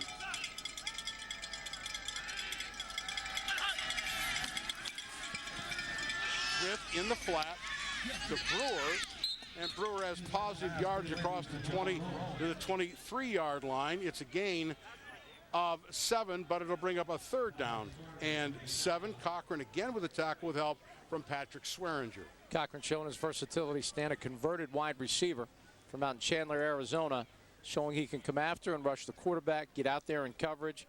For a wide receiver, he looks pretty darn good on defense, does he not? Hey, from a guy from Arizona, he looks pretty good playing in this slop and the snow and the mess. Probably wondering what the heck this is all about. IUP 3 for 8 on 3rd down conversions, facing a 3rd and 7. Inside handoff to Tuck, a little misdirection, but not nearly enough for the 1st down. Again, Cal's been very stout against the run, allowing just over 70 yards, 72 yards on the ground in the first half. And so, when we talk about answering, it's the Cal defense that answers. Shalleck will punt it away. Trey Washington back at his 37-yard line. Way up in the air. Fair catch called for and taken at the 42-yard line. Is that incidental contact there? You might want to get a little penalty there. The guy catches the ball with a fair catch. You run into him? Just saying. Just saying. Cal will start out at their own 41-yard line when we return. For IUP, who looked like he was injured. He's back in the game. Knox. Wow. Driving. Big hit by Henderson. The clock will run. He gets 3 yards and earned every inch of it, and there's a flag on the play. And what a sense of pride that is, not to be taken down. If you noticed, Knox did not go to the ground. Just the flag did. Dead ball. Boy, you know personal what? Foul. If that's for hitting Knox again, when the guy won't go down, you got to keep hitting him. I'm not sure that's a good call. Unless the whistle blew, we couldn't hear it. Here's the call. After the play, personal foul, 93 of the defense, 15 yards, automatic, first down. May have been away from the ball, but, I mean, the way Knox is running, if they're not blowing the whistle and he's still going, you got to keep hitting him. There's Mark Jackson back in the game. Happy to see that from Absolutely. IUP. He Tough looked like kid. he was seriously injured. The penalty is on Akeem Smith. Gives Cal a first down at the 40-yard line.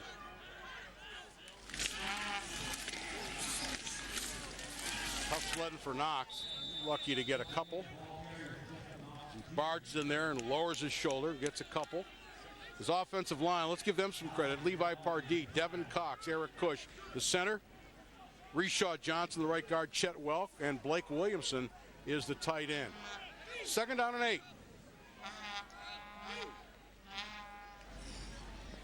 I think you have kind of have Knox in there to kind of, knock those guys around a little bit to create a little room for that man, Lamont Smith. Lamont Smith back in the game. Cal using play clock. We're not looking to kill clock now. But Lawless looking, throwing man open, and almost intercepted. It certainly should have been intercepted by Randy Lewis, the senior from Washington, D.C. That was a miscommunication. The receiver kept on going. Lawless threw behind him, and that could have been intercepted. And not only intercepted, taken for a long, long way. You look all the way out there by the sideline. If that man, Randy Lewis, has any kind of speed, there's a good chance he's going 80 yards for a touchdown. Don't know if Mario Washington ran the wrong pattern, was supposed to come back, but in any event, the pass was in his direction. 3rd down and 8. The late draw, Lamont Smith needs a block, gets one, drives to the 31-yard line. And the important thing is there, the gain of 7 puts Cal in position to go for it on 4th and 1. Brewster, number 90, tripped him up. But it looked like there wasn't much there, but he made 7 yards, and now it gives him an opportunity to go for it as Knox will come back in the game. Not only Knox, but also Chase DiCarlo, the lead blocking back, as they go to their power outfit. Cal would love to get this first down, maintain the football, and keep the clock running.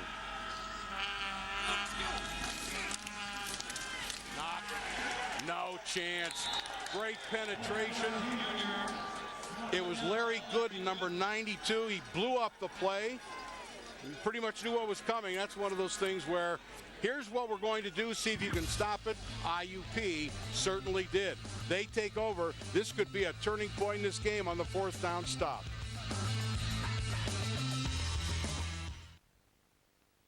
Come aboard T.A. Nelson. Low snap. Smith takes it. Looks to the sideline. Batted down. Batted down at the line of scrimmage. Pass is incomplete.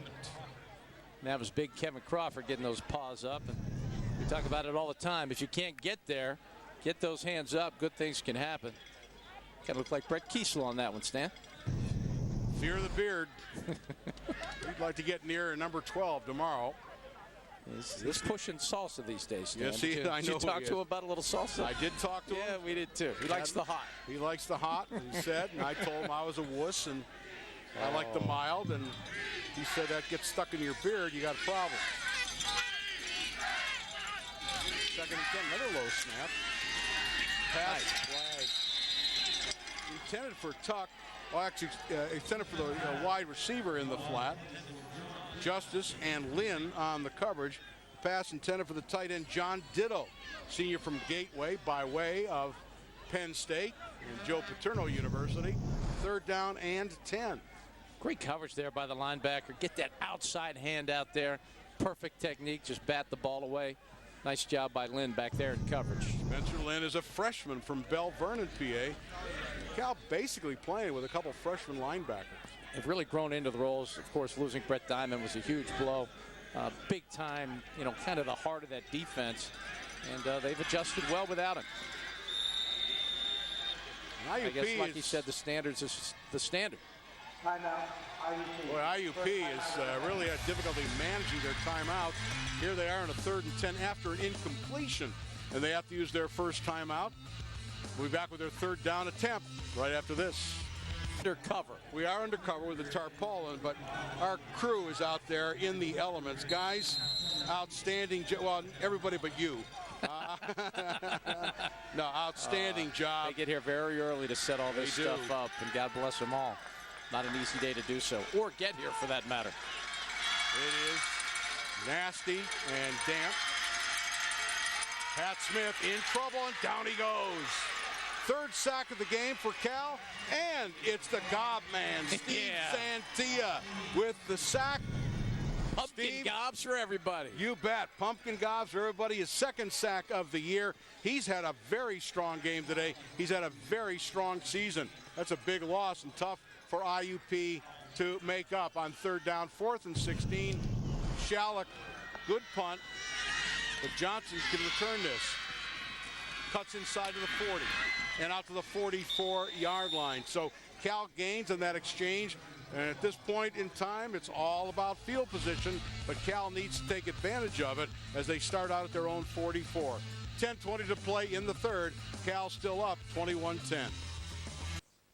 Well, the first 4.5 minutes or so of the 3rd quarter have been scoreless. Cal with an opportunity now to take advantage of good field position. And as Yogi said, it ain't over till it's over, but a touchdown here, Paul, would really force IUP out of their game plan. Yeah, a team that likes to run it doesn't feel comfortable coming from behind. Play fake. Wallace looking deep on the sideline and caught by Jerry.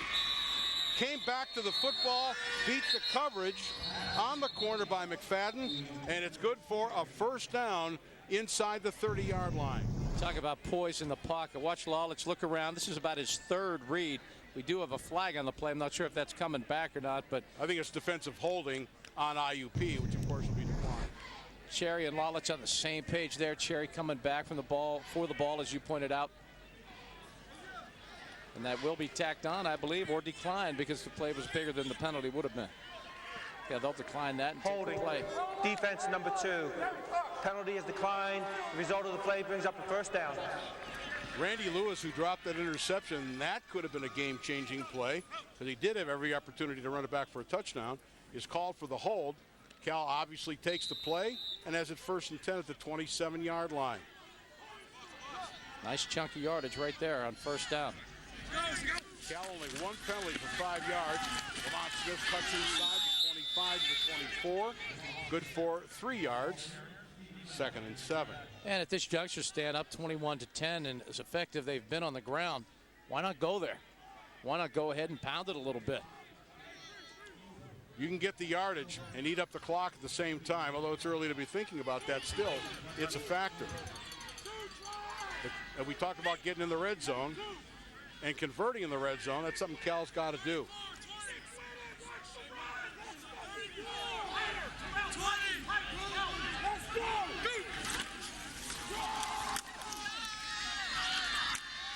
Smith driving his way for the 1st down. Inside the 20 to the 17-yard line. And Peter Lalich smartly letting that play clock run down to 8 seconds. Yeah, watch the contact here as they cave in that left side of the defense. And boy, the hitting out there has been as expected. Extremely crisp. Smith's having a day, Stan. 15 carries, 99 yards.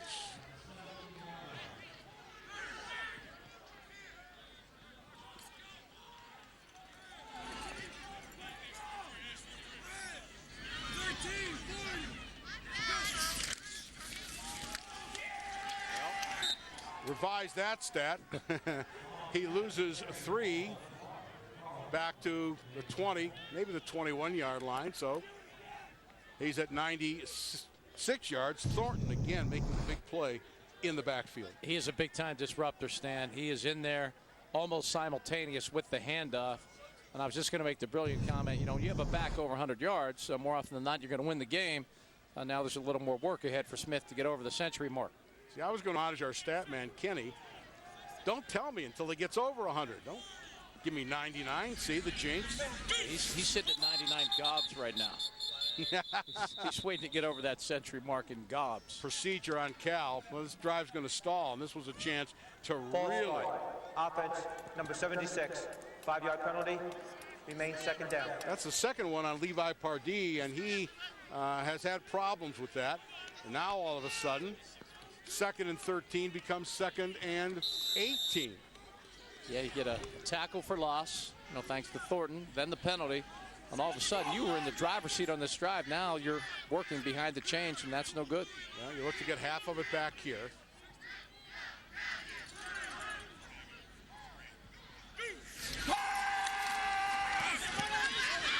Fumble. And a fumble on the sack. Lalich got it back. Well, you talk about going from the sublime to the ridiculous. 1st and 10 at the 17-yard line. Now it's 3rd down and half a mile from the 33-yard line. 3rd down and 26 and out of field goal range. And Lalich very lucky that this ball somehow on the strip sack stays within his reach, and he's able to tuck it and keep possession for one more play. What do you dial up here on 3rd and forever? Try to get into field goal range. I mean, it's 3rd. Yet the line to gain is the 7-yard line. I'd call up the Hail Mary to Josh Gumbert. Lalich firing, pass too high, knocked away at the last second, intended for Mayo, Johnny Franco, and now do you look to punt coffin corner or do you look to go for it here? I prefer to punt at this point, but nobody asked my opinion. No, and they're going to go unless have we seen a pooch By Lalich, not to my recollection. That to me would be the play. Little pooch by the quarterback.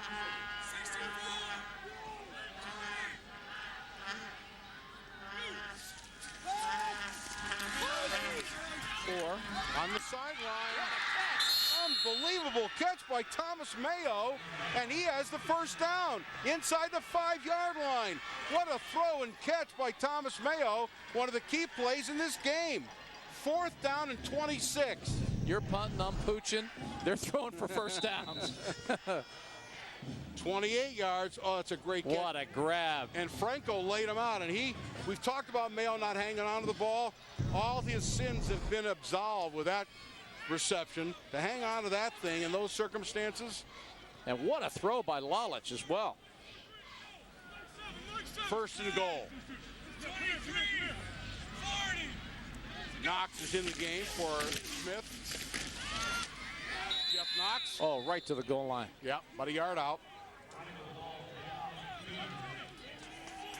Well, sometimes in football, about 130 snaps in a game.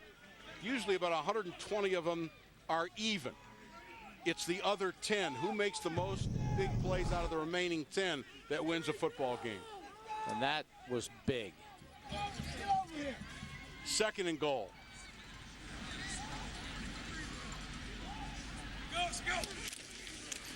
Knox walks into the end zone for the touchdown, his 7th touchdown of the year, and Cal executes the drive from their own 41-yard line, a 59-yard drive, the big play, a 4th and 26, and a 28-yard completion. Yeah, just an unbelievable clutch play on that particular 4th down. I thought maybe we'd see a pooch. You were thinking, you know, pin him back with a punt. Nope. That's not what Cal was thinking. They're thinking 7 more and let's salt this thing away. Duzo with that 7th point. And Cal taking the football. And, by the way, using up nearly 4.5 minutes on the clock, has taken, at least right now, a commanding 18-point lead at 28-10. Knox with the 1-yard touchdown run. Well, we're concentrating for the moment on Peter Lalich. He's only completed 8 balls today, over 50%, but for 277 yards and 3 touchdowns. Yeah, he's been very effective, but as we pointed out, Stan, in the break, this is the best that the Cows looked in all phases all year, really putting together a real solid game. Brewer fumbles the kickoff. It's loose. He picks it up, but never gets a chance to get started. The fumble sort of destroyed the timing on the play. It gave Cal an opportunity, James Nixon, to get in behind the wedge and make the tackle. So a long road to hoe, if you will, for IUP, given the way they like to play offense, but still an awful lot of time left in this game. Plenty of time and plenty of talent there. The scoring drive, Stan, 9 plays, 56 yards. As you pointed out, each up 4.5 minutes, capped off a 1-yard run by the specialist, Jeff Knox Jr. Our scoring drive presented by DPS Penn.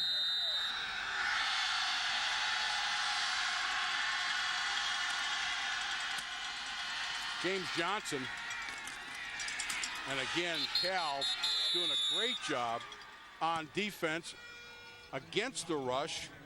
Brian Justice, Darnell Harding. I got to point out, Greg Cochran wasn't in on the tackle, but watch him play off the block. Just string it out, turn it in so guys like Justice can be there to make the play.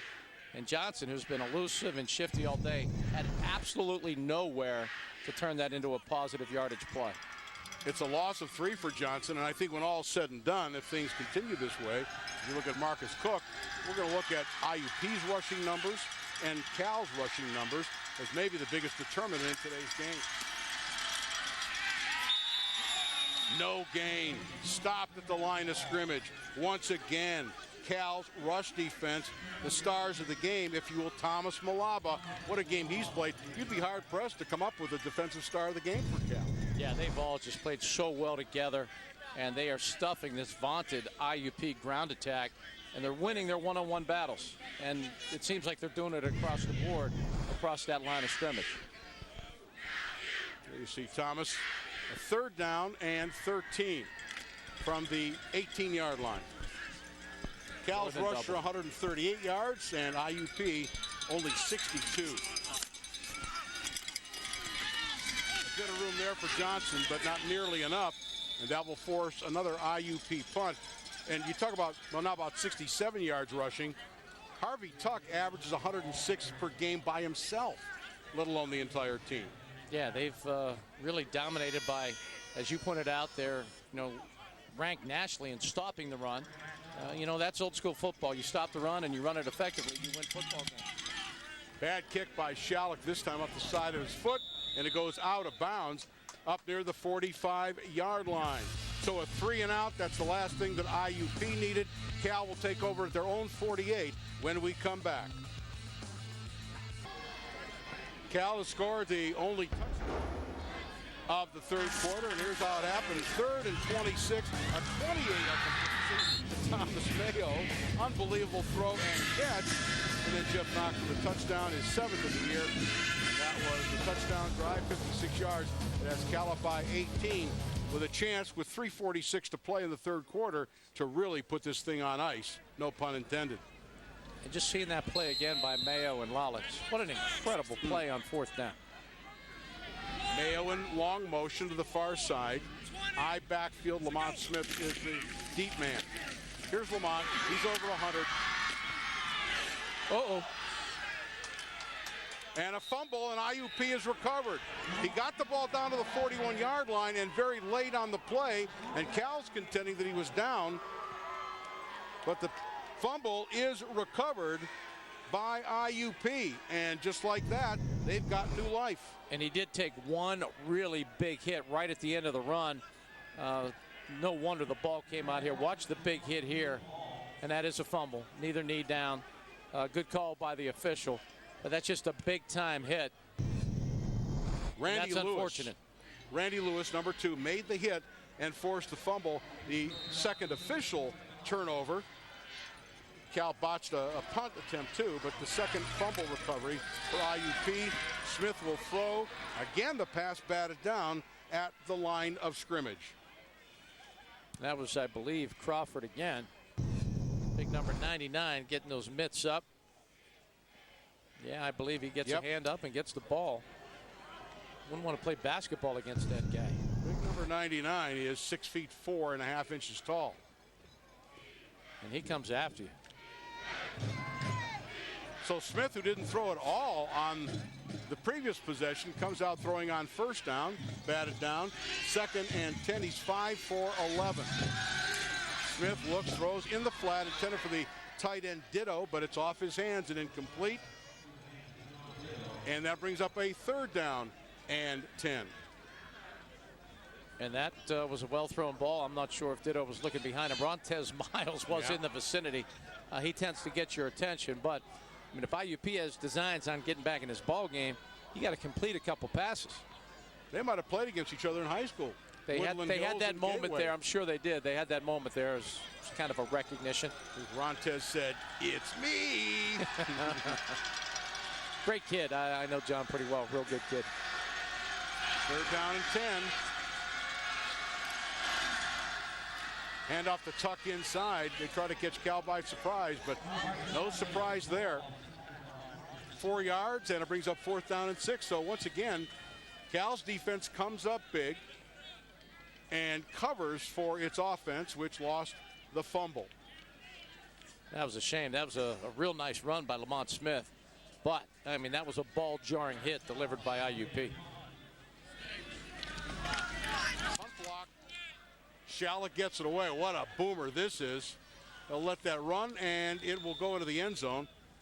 That was over the head of Trey Johnson, and Cal will take over on the touchback at their own 20-yard line. 2:53 to play in the 3rd quarter. And the game just close enough. If you get a fumble down here, something like that, things turn. Yeah, I would think Cal's going to keep the pedal to the metal here. They want to put this thing away. They're not going to consider this game over. There's still way too much football left to be played here at IUP.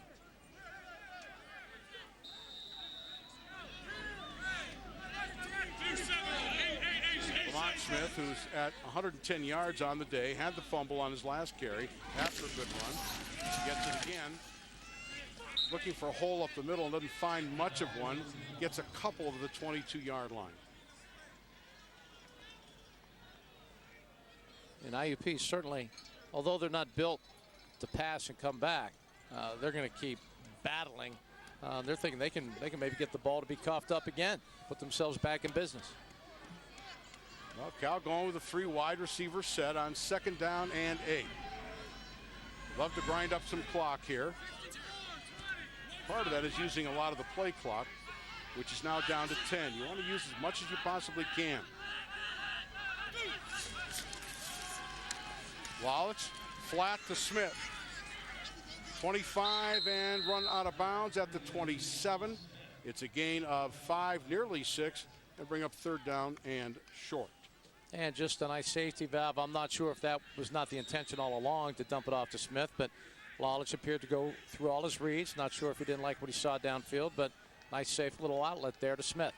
Important 3rd down conversion. 3rd and a couple. Again, Cal wanting to milk as much of the play clock as they possibly can. Those are seconds that IUP cannot get back for their comeback if there is to be one.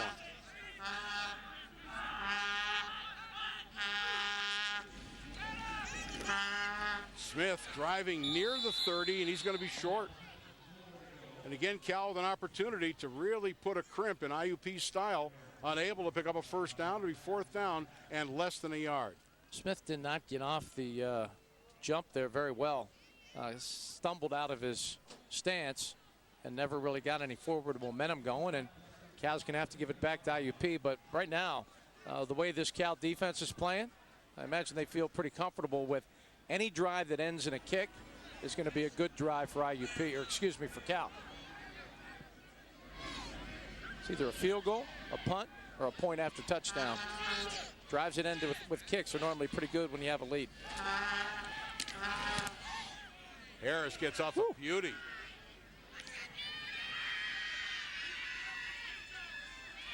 Brewer on the return is knocked out of bounds near the 35-yard line.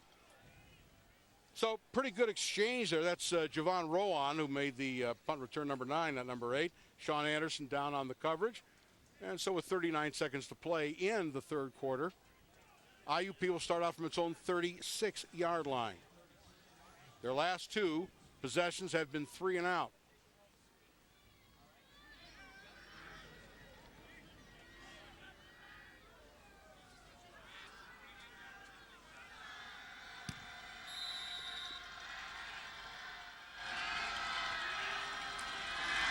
James Johnson up the middle, got room, 50 into Cal territory and down to the 46-yard line.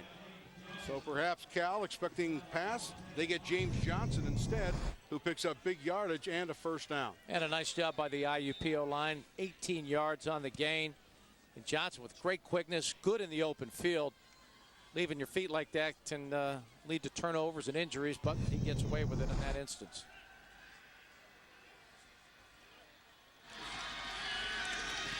Smith. They had the comeback pattern, but the pass incomplete. Miscommunication between the quarterback and the receiver, Ben Simmon, who is a sophomore from North Allegheny High School. It'll bring up a 2nd down and 10 with 13 seconds to play in the third. Smith now 5 of 13 for 91 yards. Actually, percentage-wise, on the year, he was completing 58% of his passes. Obviously, well below that this afternoon.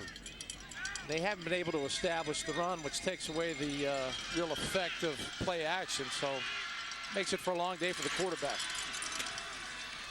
Johnson trying to get outside. He'll not make it. I love the way he plays that position. Boy, Rontez Mouse didn't wrap, didn't have to.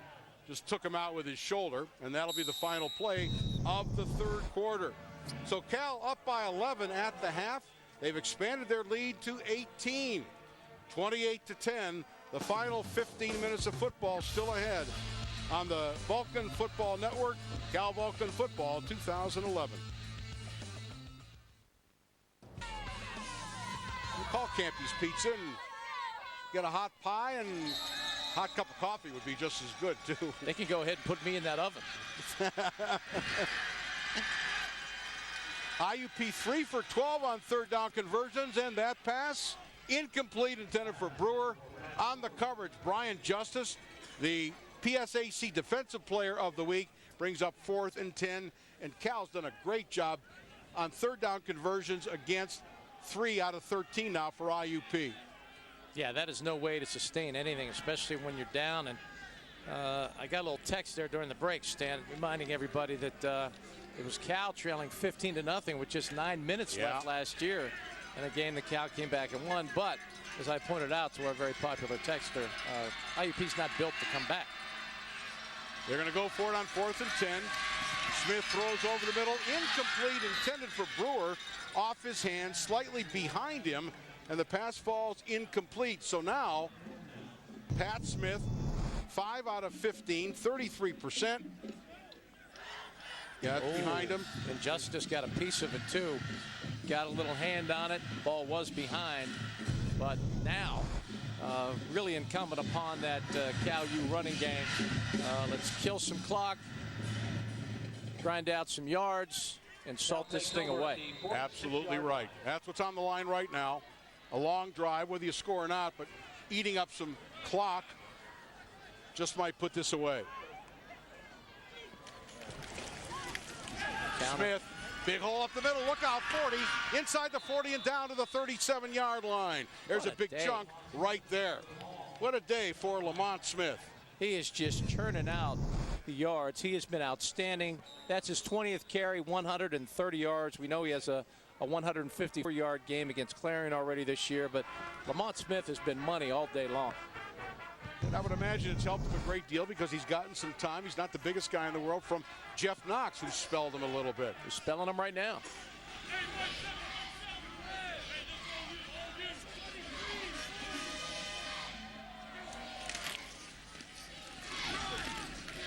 Knox Stop by. That's a good play by Mark Jackson. Yes, it was. Really made a nice play. Maybe a yard to the 36, and we'd be remiss if we didn't honor the front group, and that is Levi Pardee, Devin Cox, Eric Cush, Reshaw Johnson, Chet Welk, Blake Williamson, offensive lineman, being a dumb old offensive lineman myself about 89 years ago before they wore helmets. Those guys have made a difference today. On both sides of the ball, I think this will come down to when they look at film and check it all out, the real edge, both sides of the ball in that line of scrimmage for Cal has been very, very definitive. Passing formation for the Vulcans. Lawless looking sideline, and Thomas Mayo got embroiled. That was so strange. McFadden, yeah, it really was.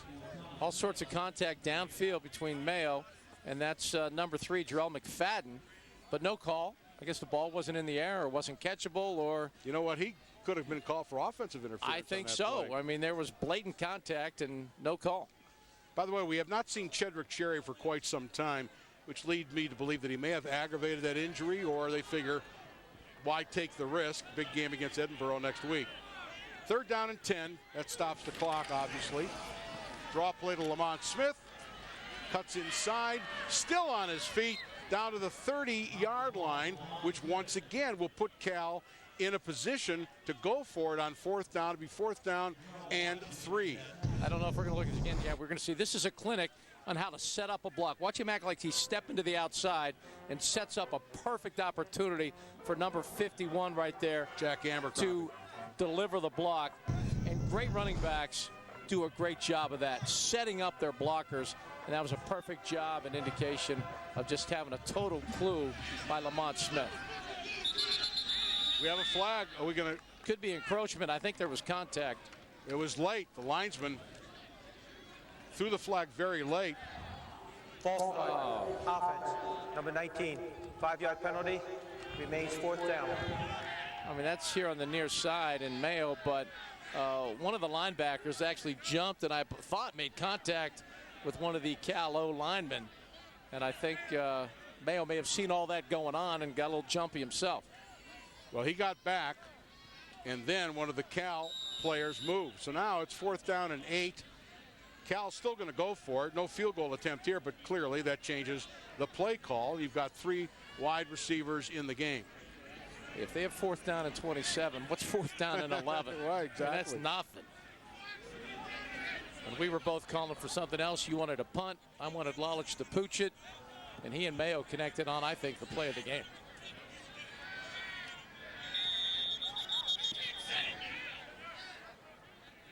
Play clock's at 0. And another flag was thrown, but after the penalty was announced, it should have reset to 25 seconds, and it didn't.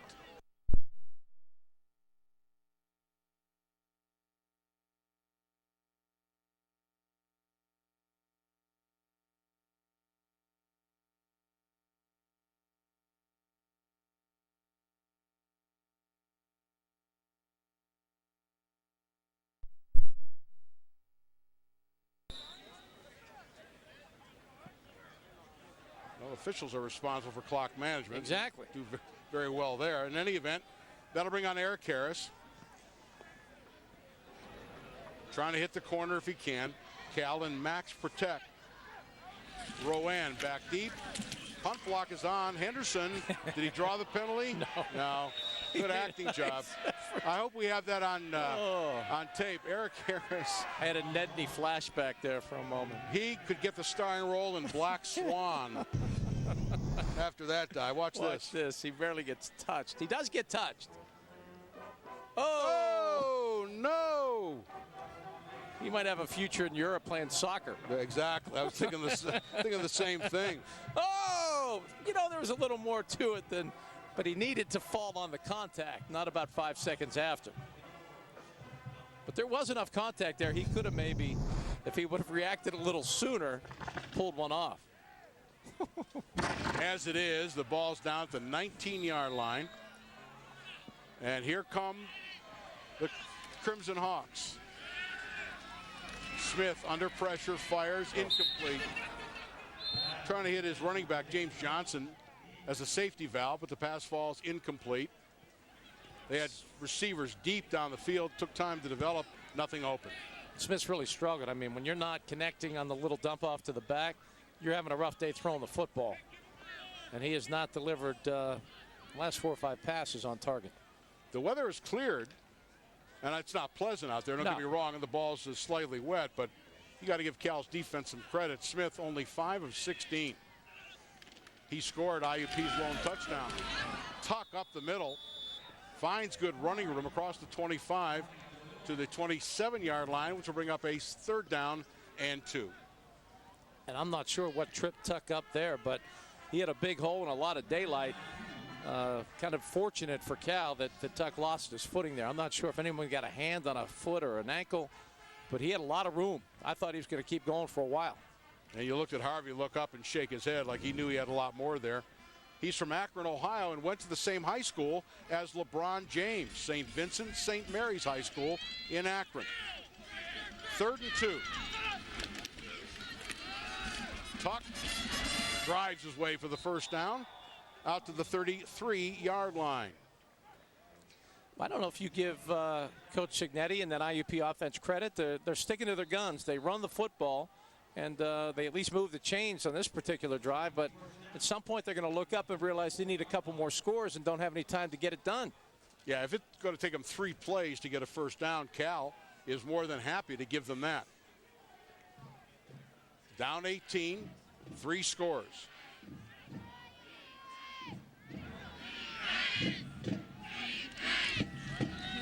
Run again. Fumble. Johnson picks it out of air. That seed popped right up in the air, and he's fortunate to get it. And Johnson is down. Strong hit. Eric Harris came up, as did Sean Anderson. He has to be the hardest hitting punter in the PSAC, Eric Harris. That is a big time pop right there.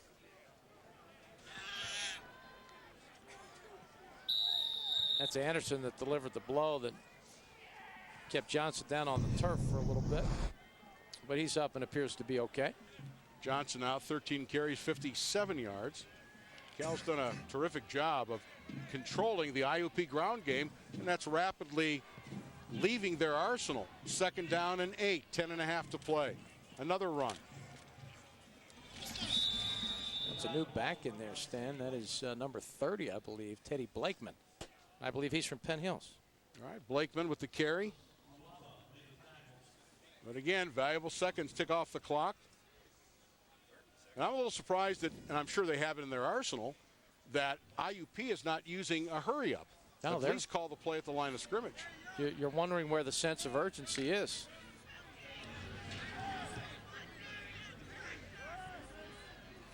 Third and 7. Another run. Blakeman tackled for a loss in the backfield by Spencer Lynn. Well, Spencer for hire right there. He's having a day. The loss is a couple. And on 4th down and 8, IUP ostensibly will punt again. And as funny as it sounds, you should even be in a hurry to do this. You need to save as much time as you can when you're down. 8th punt for Shalek. He's a good punter. Johnson wants to hold on to the football. The yardage is less important than possession. And Cal will, again, with an opportunity to put this game away, will take over at their own 30-yard line with 9:13 to play in regulation.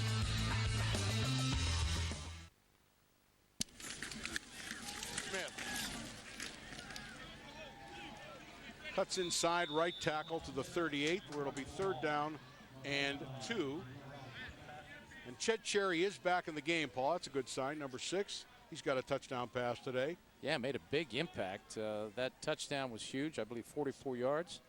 And Ched missed all of last week, so having him back and healthy is a big part of this Cal offense. Smith, 144 yards, season high 154. And another important 3rd down conversion attempt by Cal. Smith lowers his head and drives his way. He's got it. I think he does. You're right, Paul. He's got it out to the 41, and beyond that, So that'll be good for a Cal first down, another fresh set of downs, and another 2-3 minutes on the clock. You know, it's just amazing how at 185 pounds, the power with which he runs. I think you mentioned it earlier. It's his ability to accelerate quickly. And so he drives into defenders.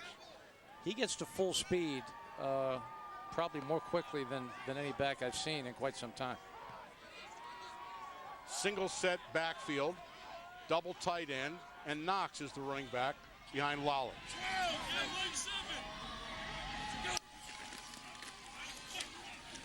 Knox against the grain, 45-50, and short of the first down, but a gain of 9 to the 50-yard line, where it'll be 2nd down and 1. And you get the sense those are his kind of runs. There's a nice hole off the left side. He doesn't really like to get all finesse and make people miss. He wants to go hard, straight ahead, and then finally when there's contact, he seeks it, and he enjoys it. See how he covered up the ball with both hands and lowered his shoulder and said, someone's going to pay here, and it's not going to be me. Here I come. He's a big, strong back, too. 2nd and a yard.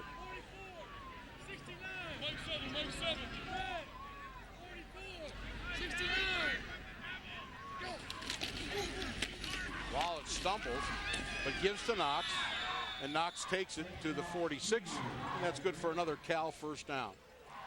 And this is when you're on the wrong end of a score like this, and you're on the defensive side, this is painful. And it's cold, and it's damp. You're on your home field, arch rival, and just willing their way to first downs. And look at Knox knocking it out, 79 yards. He earns every one of them. He does have a touchdown today, and that's his career high, by the way. Started the season as a second-string defensive back, and he's such a big, strong, powerful back. They started using him on the goal line. This is the most extensive play for scrimmage he's got. Knox just running downhill and running people over to the 39-yard line. There's not a better circumstance or situation than there is right now to give him the football. Alex Berdahl, the leading tackler on IUP number 43, makes the stop, but pickup of 6 on first. On the day, 209 yards on the ground, just 110 for IUP. And Stan, I think that is the most glaring difference in this ball game. And as you pointed out, you run the ball like that, let this be a lesson to everybody, it opens up your passing game. Not sure who that was directed at, Stan. No, could be anybody. Just throwing it out there. Just saying. Just saying. 3rd down and 1. And if Cal's able to convert here, this is what you'd like to see of a championship caliber football team. When you have an opportunity to close things out, you close things out. Well, you get into that 4-minute offense, as we hear so much about, and that's where you need to just move the chains, kill clock, and that's what Cal is really intending on doing right here. 3rd down, about 1.5 yards for the first down.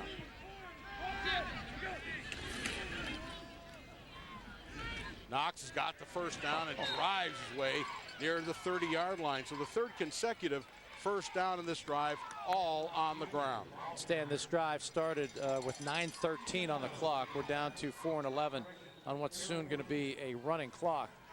And that is what the doctor ordered from Cal's perspective. Using a double tight end setup with Williamson, Justin Schaefer, and Chase DiCarlo.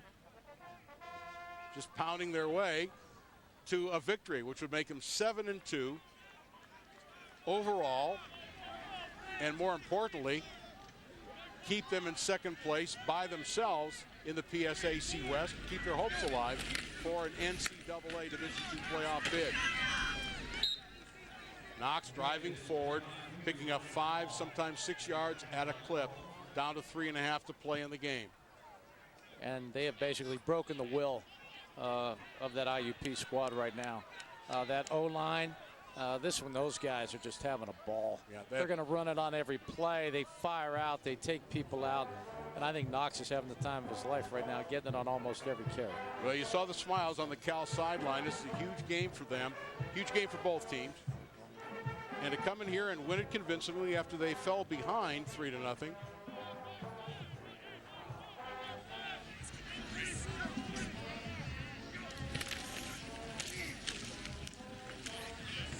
Knox again. It's a couple to the 24. 3rd down and 3. More importantly, the numbers that matter, 2:40 to play. And IUP sitting on 2 timeouts. I think they understand the circumstance as well. Kind of admire that. The white flag has kind of been raised.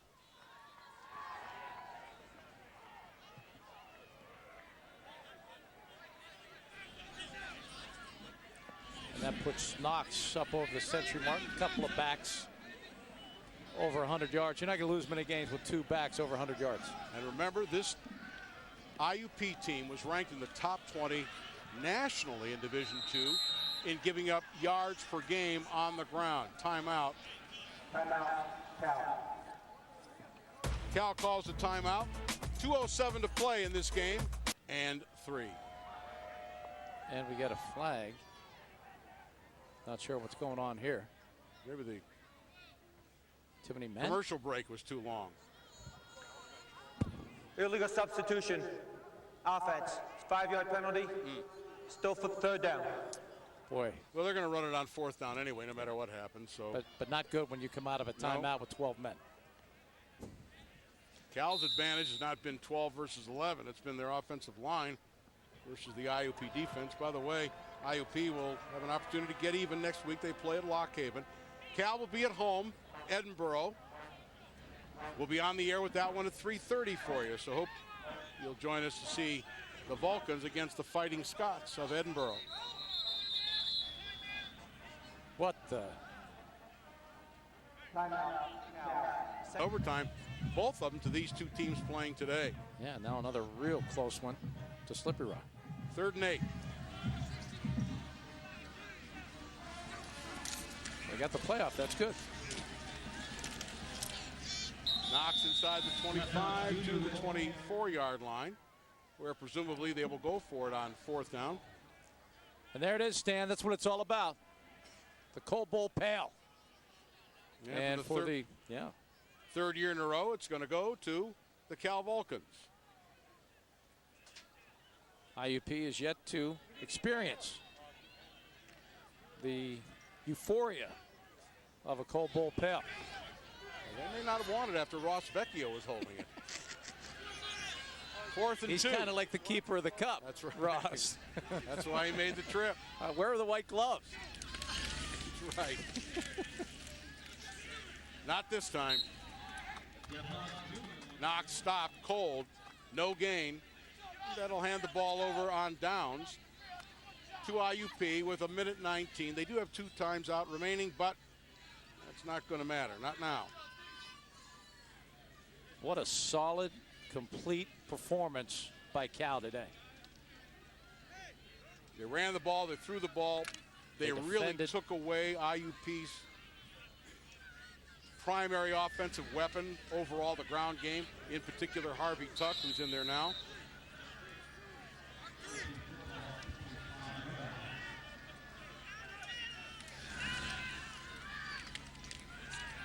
Smith incomplete.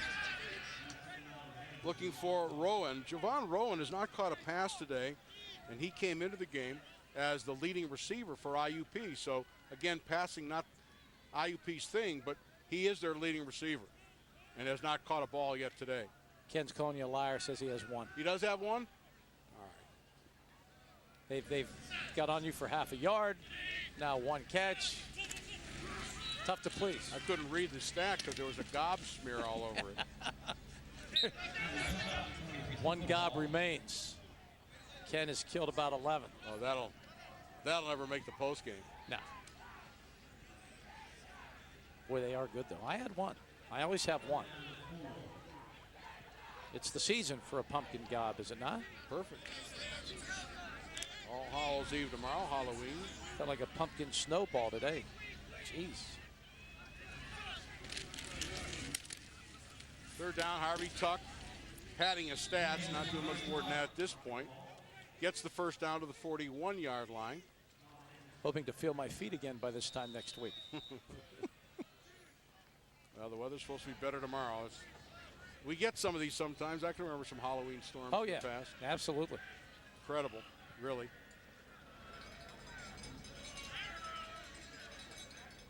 Pat Smith awaiting the call from the sideline if they decide to run a play, and it doesn't look like they will.